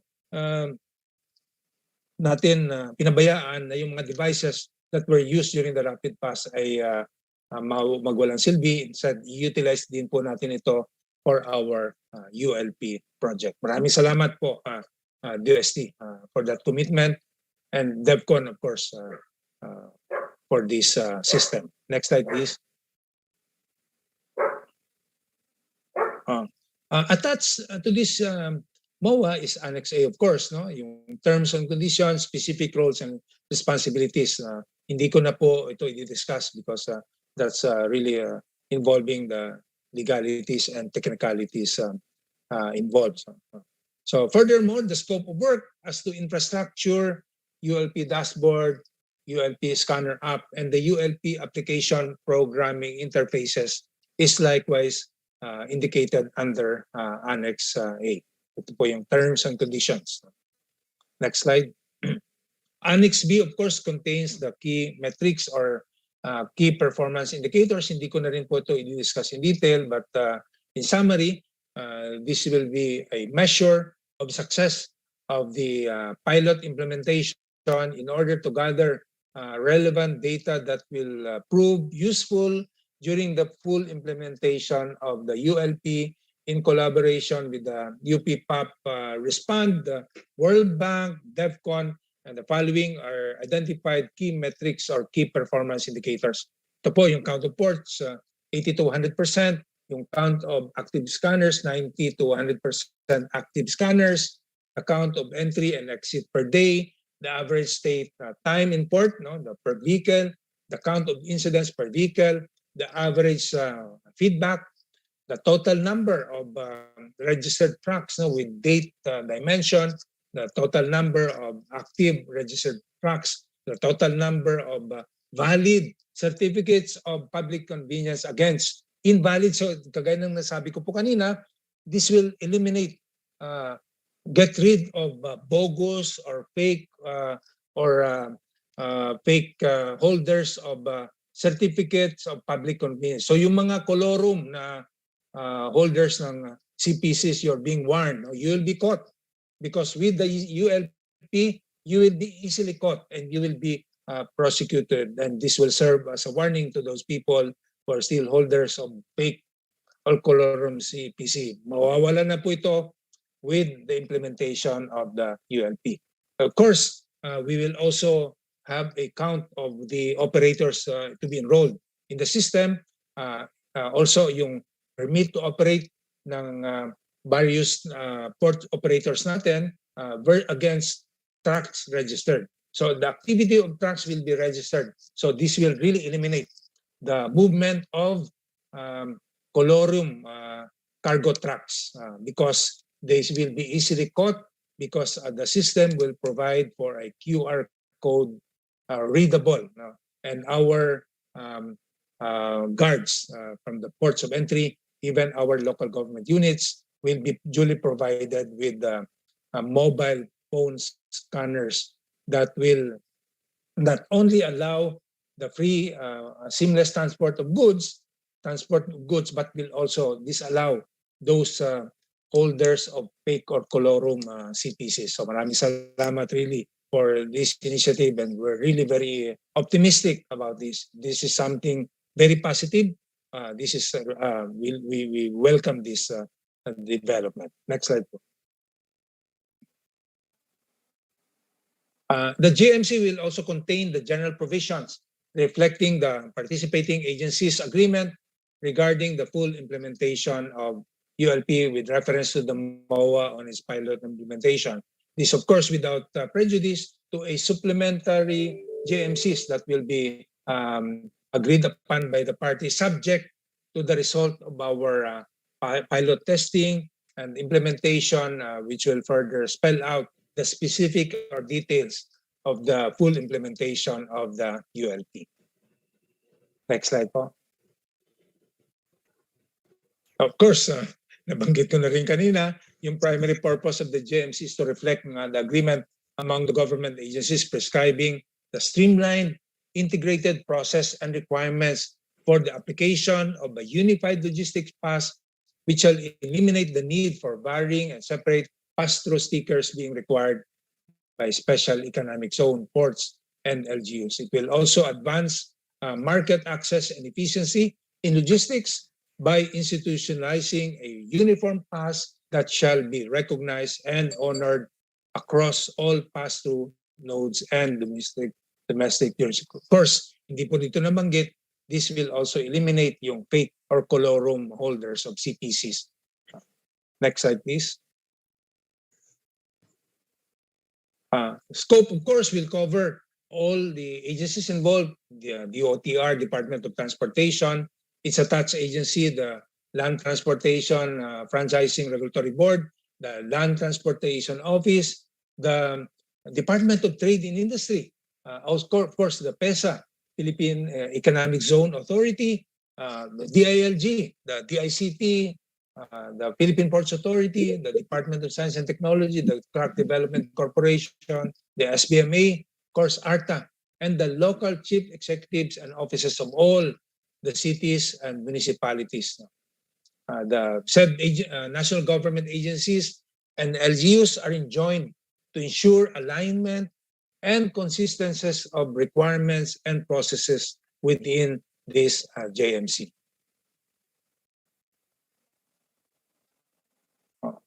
What are the roles and responsibilities under the JMC? These roles and responsibilities of government agencies are specified in Annex A of the MOA, which is just basically the pilot implementation of the Unified Logistics Pass. And also it is identified that the LTFRB and DOTR are the lead key implementers of the ULP, with the LTFRB taking ownership over the ULP system and infrastructure, as well as the mobile scanners to be utilized as donated by the DOST NCR. Next slide. Now, any developments, any possible amendment or revisions will be addressed by a revised or supplementary JMC to be agreed upon by the parties subject to the experience of the pilot testing and the implementation of the ULP. Next slide. Ito po yung covered na ports, no?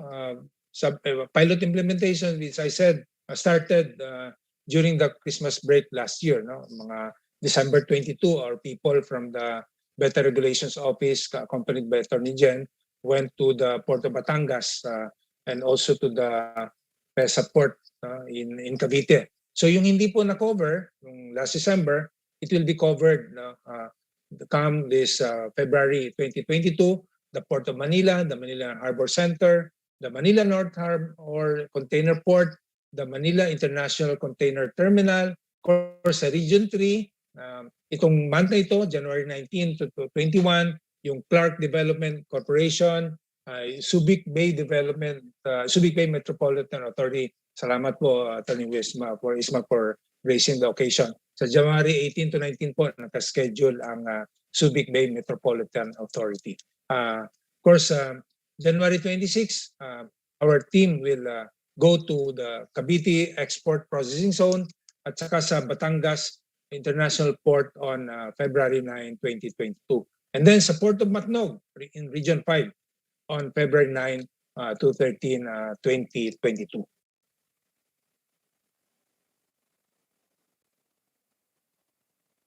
Next slide. Okay? So ito po ang Unified Logistics Pass in a nutshell, pilot implementation and ceremonial launch today. A historic moment for us, not only for ARTA, but for all government agencies and for the Filipino people. Paspas Pilipinas, Unified Logistics Pass. So I think that is the end of my presentation. Maraming salamat po sa lahat, and we are really excited for the full implementation of the Unified Logistics Pass. Thank you so much, Undersecretary Ernesto V. Perez, for your comprehensive presentation on the Unified Logistics Pass. So totoo nga naman pong biyahe ay paspas dahil sa Unified Logistics Pass. I am pretty sure that you have a lot of questions in mind having this amazing and absolutely big project. So this is the best time to raise them as we hold our open forum. But before we begin with our open forum and press conference, may we advise our participants and our media partners to limit your questions to concerns and queries related to the pilot implementation of the Unified Logistics Pass. Other concerns not related to the subject matter will be addressed at a proper forum. Joining the discussion are our very own ARTA officials, Director General Secretary Jeremiah B. Belica and Deputy Director General for Operations Undersecretary Ernesto V. Perez. We would also like to acknowledge the presence of our media partners present here today, Ms. Luella Desiderio from Philippine Star, Mr. Tyrone Piad from Business Mirror, Mr. Warren de Guzman from ABS-CBN, Ms. May Cruz also from ABS-CBN, Ms. Irma Isep from Malayan Business Insight, Ms. Othel Campos from Manila Standard, and Mr. Miko Ochave from Business World. So we have questions po from from Ms. Ria Fernandez from the Anti-Red Tape Authority's Public Relations Unit. How many passes or stickers will be bypassed by the Unified Pass, and how much will this cut logistics turnaround time and cost? The DDG or DG? Sorry, CJ, can you repeat the question again? Okay po. A question for Ms. Ria Fernandez. How many passes or stickers will be bypassed by the Unified Pass? And how much will this cut logistics turnaround time and cost? Nako, when we were first studying this, even Dr. Basile said, mga hundreds of passes po. Actually, yung pag yung imagine natin yung windshield ng cargo truck, no? Kung talagang lahat ng LGUs, lahat ng ports magre-require ng passes, mapupuno po yung windshield.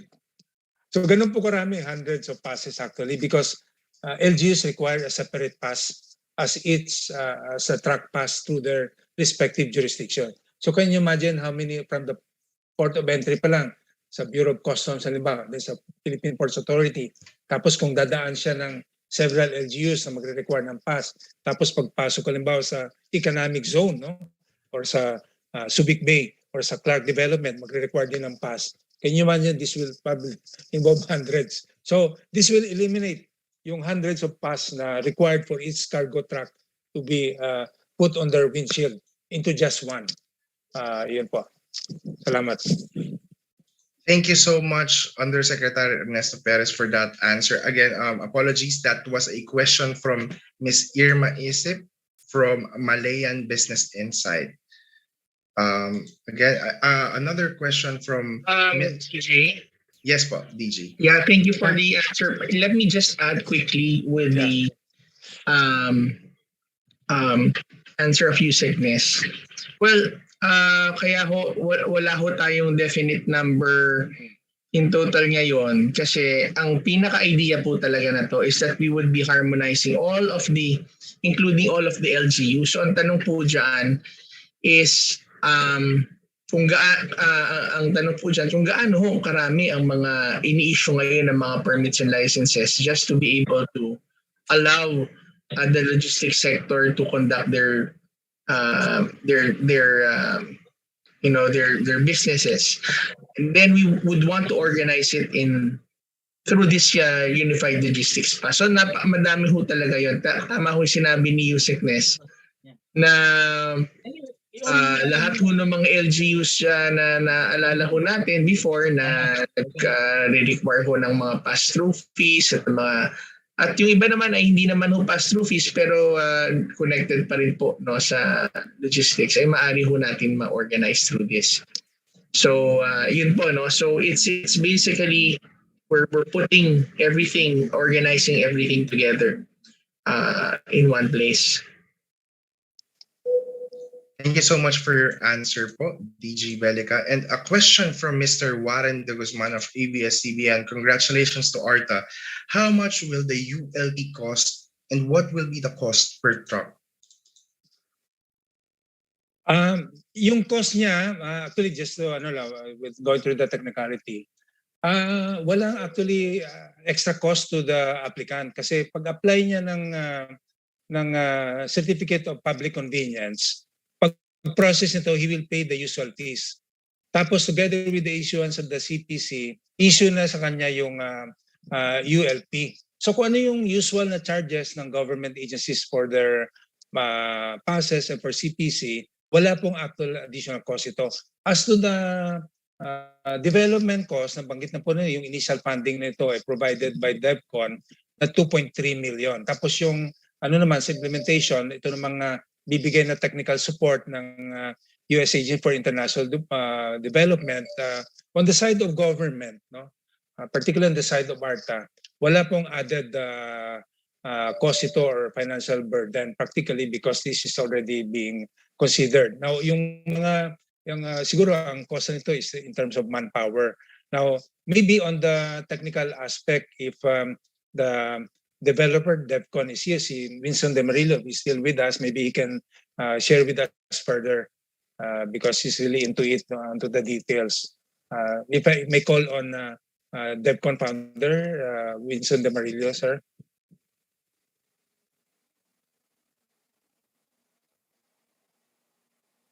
Mr. Winston De Marillo po from Developers Connect Philippines. And thank you, Warren, for the acknowledgement. Si Warren from ABS-CBN is really very supportive. And thank you for that kind words to Anti-RETIP Authority. Pero ano lang po, kung abang natin siya, wala pong added cost to the transport, to the cargo truck. In fact, malilesen yung based on the study by the World Bank na present ko kanina, ang saving actually to the industry is 1.2 billion. Ang pinakamalaking savings po nito talaga ay yung reduction ng steps and reduction of processing time na hindi lang 52% na envision ng program na EMAYA. Kanina nakita nyo doon sa reduction in steps 87%. Tapos yung reduction ng processing time umabot ng 70% plus. So yun po ang direct benefit talaga nitong ULP. At makikita natin dito, mag-feel talaga natin when yung cargo trucks will be allowed unimpeded travel. So pati na rin po sa traffic, no? Ma-avoid na rin niya ito dahil the government authorities, the police agency, the mga police natin, hindi na po dapat sila pinapara at ini-stop para i-check yung kanilang pass, no? Dahil supposedly meron na yung ULP pass na nakalagay doon sa windshield niya at by mere use of the mechanical device, yung device niya, mariread na yun, dahil QR code. So tuloy-tuloy po yung movement ng cargo truck without it being stopped along the way. DDG, another question for Mr. Warren de Guzman. He's asking po, what are the names of our pilot areas, of the 9 pilot areas for the implementation of the Unified Logistics Pass? Andun na po kanina sa last slide natin, yung various ports. Ito po yung sa ports of Manila, no? Tapos yung Manila International Port, North Harbor. Yan, pakibilag yan. Ito po, Mr. Warren. Ito po yung ports that will be covered, no? Yung Port of Manila, Manila Harbor Center, Manila North Harbor Container Port, Manila, yung MICT, of course, yung Clark Development Corporation, Subic Bay, Cavite Export Processing Zone, Batangas International Port, and Port of Manila. Ito lang po ito sa pilot implementation. But once po it will be countrywide na po. Yung mga major ports natin, may ports of Iloilo, ports of Davao, Cagayan de Oro, Cebu, this will all be covered po.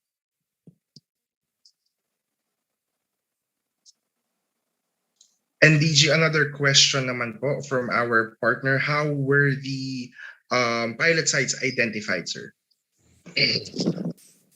Una po, through the suggestion based on studies conducted by Dr. Henry Basilio and the US Agency for International Development, Project Respond. Kasi meron na po pong study dito si Dr. Basilio as early as 2017.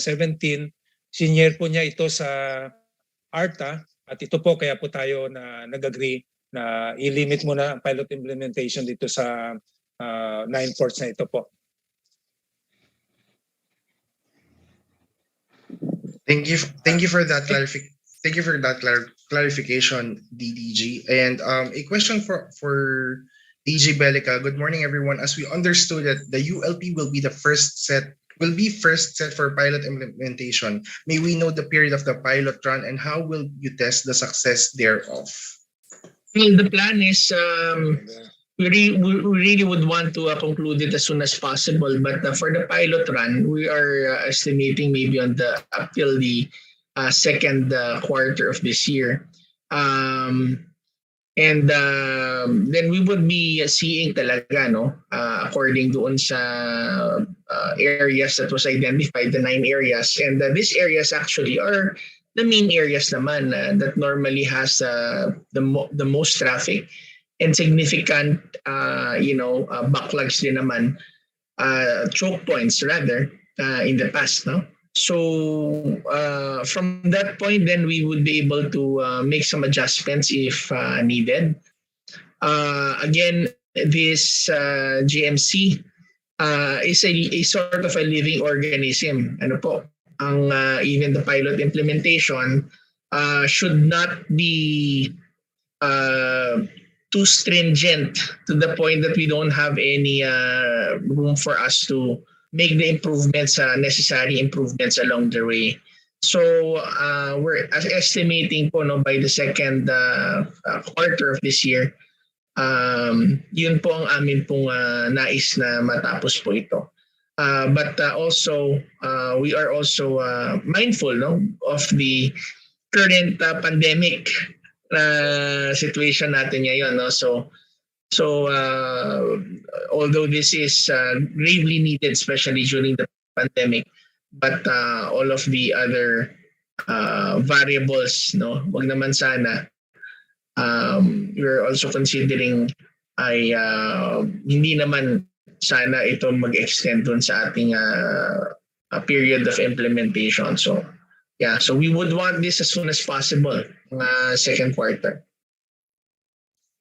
Thank you so much, DGCJ. Before we proceed further, we just like to acknowledge the presence of Secretary Boy de la Peña of the UST na talagang very supportive. Sila po yung number na nag-develop together with the DevCon, yung Rapid Pass. Tapos sila din po nagbigay ng initial funding for this. So thank you really very much. Nandito po si Secretary Boy de la Peña of the UST. Nandito na rin po si DG Plaza of the PESA. Kaya lang hindi yata po makapagsalita si Sec Boy de la Peña. Ewan ko kung he would... Hindi yata, Yusek Nes. Sec Boy is also recovering. But we thank Sec Boy for always for the 100% support that was given by the OSP. Thank you, sir, as always. Thank you so much for those answers and for acknowledging our partners in this initiative. Do we have any other questions po from our partners from the media, the private sector, and other government agencies po?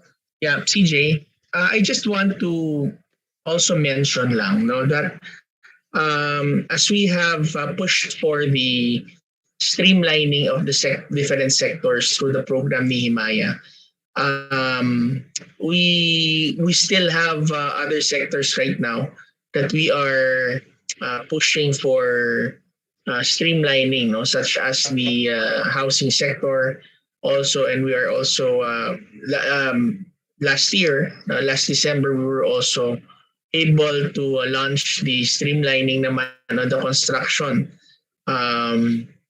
permits, no, for the local government units.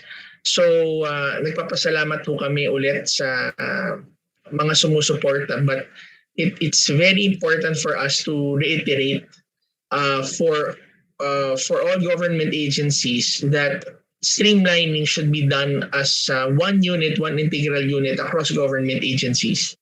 Malaki hong bagay na nag-streamline ho tayo individually sa ating mga kani-kanilang mga government offices. But unless we come together as one integral unit to look at the processes as a whole, no, as one integral group, yun lang ho, doon lamang po natin mararanasan ng mga taong bayan ang talagang kaluwanan. And ito po no, ang ating nakikita, isa ho sa mga successes ho na nakita natin is with the telecommunications sector. Of course, Secretary Kaintik is here with us. The issuance of so many permits for the construction of towers.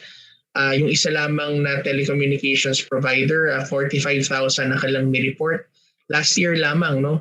From an average of 6,000 for all of the offices of all of the different companies na before. Ngayon, isang kumpanya pa lang ay naka 45,000 sa isang taon pa lamang. And of course, the cable laying and the other for the telecommunications, only as a testament to this method of whole of government streamlining through the program ni Himaya and as instructed also by our President. So ano lang ho, no, mag-antabay ho tayo dahil yan po ang atin may mga nakalinya pa po na ating proyekto sa darating ng mga linggo at buwan na nalalagay.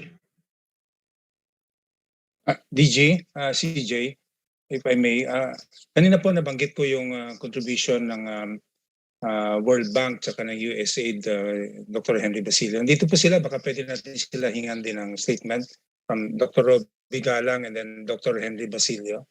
Sila po yung talagang fully supportive at even dun sa technical support, nandyan po sila from the beginning of this initiative. Thank you very much, Yusek Nesno and DG Belica. We're very glad that we have come to this event, that we are now here at the launch of the Unified Logistics Pass. As was mentioned by Winston, this has been a strong private and public partnership between technical volunteers, of course, ARTA and the other government agencies like DOST, DICT, DILG, LTFRB, DOTR, SBMA, PEZA, PPA, and of course the private ports themselves. So talagang ang dami-dami talaga nating nagtutulungan dito. So I think that's really the key here. Especially the World Bank kasi, as far as we're concerned, we know that logistics is very, very important because without logistics, there's no agriculture, there's no manufacturing, and it will become very, very uncompetitive for the Philippines, and of course our consumers will pay for a lot of these high prices. So talagang malaking tulong ang nagawa natin. And as you mentioned, sir, the goal of this program is to really clear out the windshields of these trucks para matanggal isa-isa yung mga stickers na kailangan ng bayaran. So I think with one single tech-enabled QR pass, we create a mechanism for whole of government cooperation.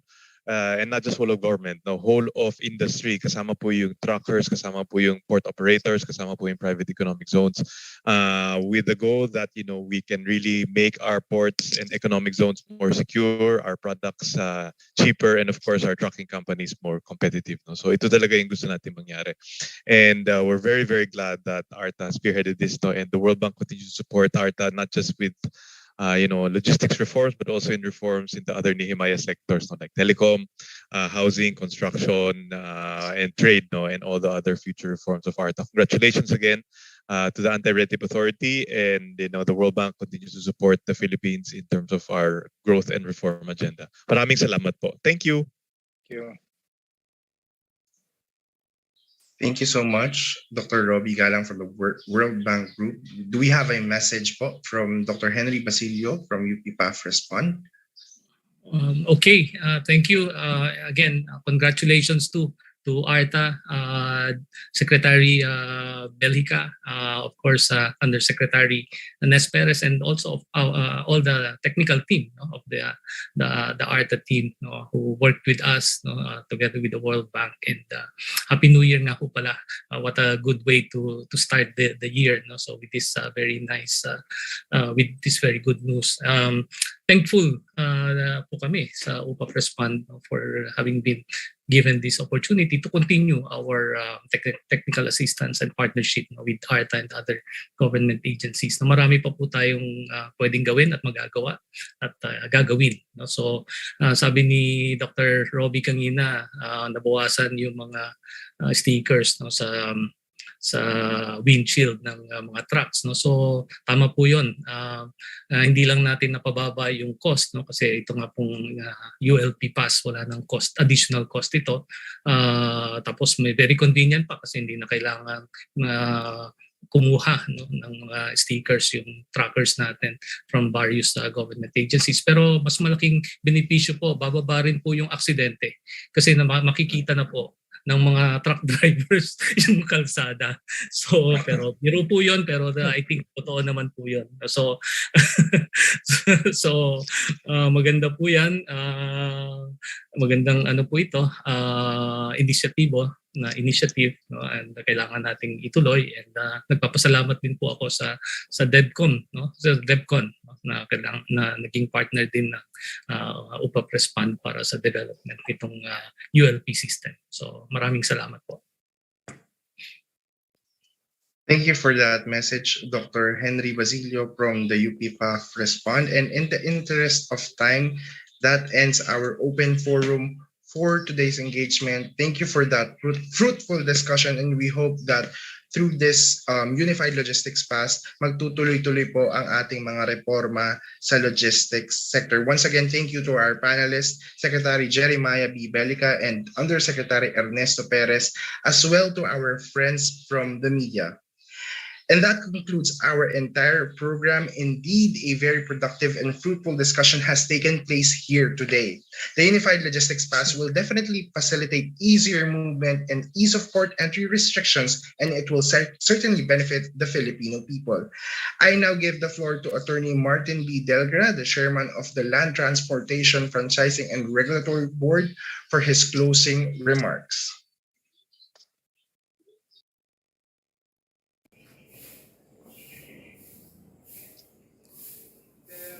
Director General Jeremiah Bellica and Deputy Director General Ernesto Perez of ARTA, Director General Charito Plaza of the Philippine Economic Zone Authority, Secretary Eduardo Año of the DILG, Assistant Secretary Mark Steven Pastor, and Assistant Secretary Sheila Napalang of the Department of Transportation, other government officials, our active partners in the private sector, good morning.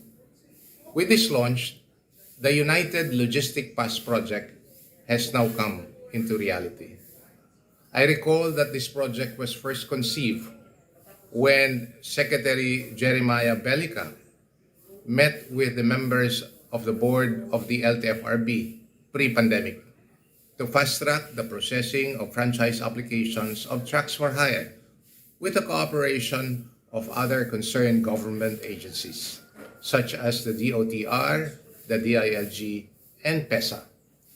Obviously, this initiative was in line with the mandate of ARTA to expedite government transactions in order to address the ease of doing business.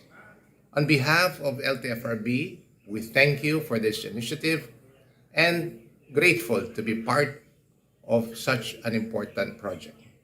The seamless and efficient movement of goods and services in and around the country is what makes our economy move and prosper. This project becomes even more important given the challenges during this time of pandemic. We thank all the concerned government officials for the strong collaborative effort to make this happen, as well as the enthusiastic support of our private sector partners. Mabuhay at magandang umaga po sa inyong lahat. Again, that was a message from LTFRB Chairman Martin Delgra III. Maraming salamat po for that message. That's it. Once again, congratulations to ARTA and everyone who took part in this project. For more updates, straight from the authority, please follow our social media platforms, and you can also join our growing Viber community. This has been your Master for Ceremony, CJ Calimbas, Executive Assistant 3 from the Anti-Red Tape Authority's Office of the Deputy Director General for Operations. Thank you and have a nice day ahead, and continue po to stay safe. Maraming salamat po sa inyong suporta.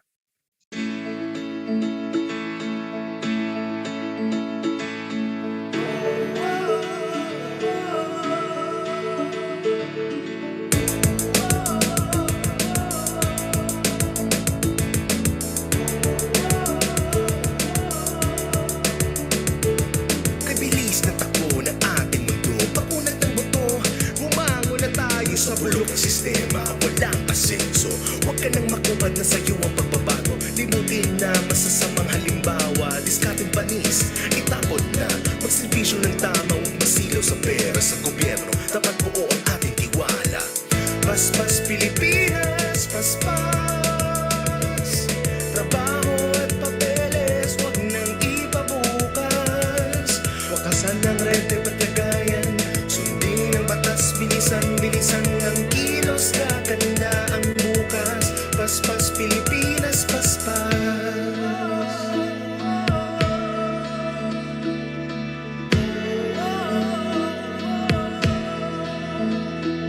Kabilis na takbo ng ating mundo, makunat ang buto. Bumangon na tayo sa bulok ng sistema, walang asenso. Huwag ka nang makupat na sa'yo ang pagbabago. Limutin mo na masasamang halimbawa. Diskateng panis, itapon na. Magservisyo ng tama, huwag masilaw sa pera sa gobyerno. Dapat buo ang ating hiwala. Paspas Pilipinas, paspas. Trabaho at papeles, huwag nang ipabukas. Wakasan ng red tape at kagayan. Sundin ang batas, bilisan ng kilos, gaganda ang bukas. Paspas Pilipinas, paspas. Paspas Pilipinas, paspas Pilipinas, paspas. Sama-sama tayo ay aahon. Tumating na ang tamang panahon. Matamis na bunga sa mabilis na aksyon. May buwena na, huwag sayangin ang pagkakataon. Paspas Pilipinas, paspas. Trabaho at papeles, huwag nang ipabukas. Wakasan ng red tape at lagayan. Sundin ang batas, bilisan ng kilos, gaganda ang bukas. Paspas Pilipinas, paspas. Paspas Pilipinas, paspas. Paspas Pilipinas, paspas.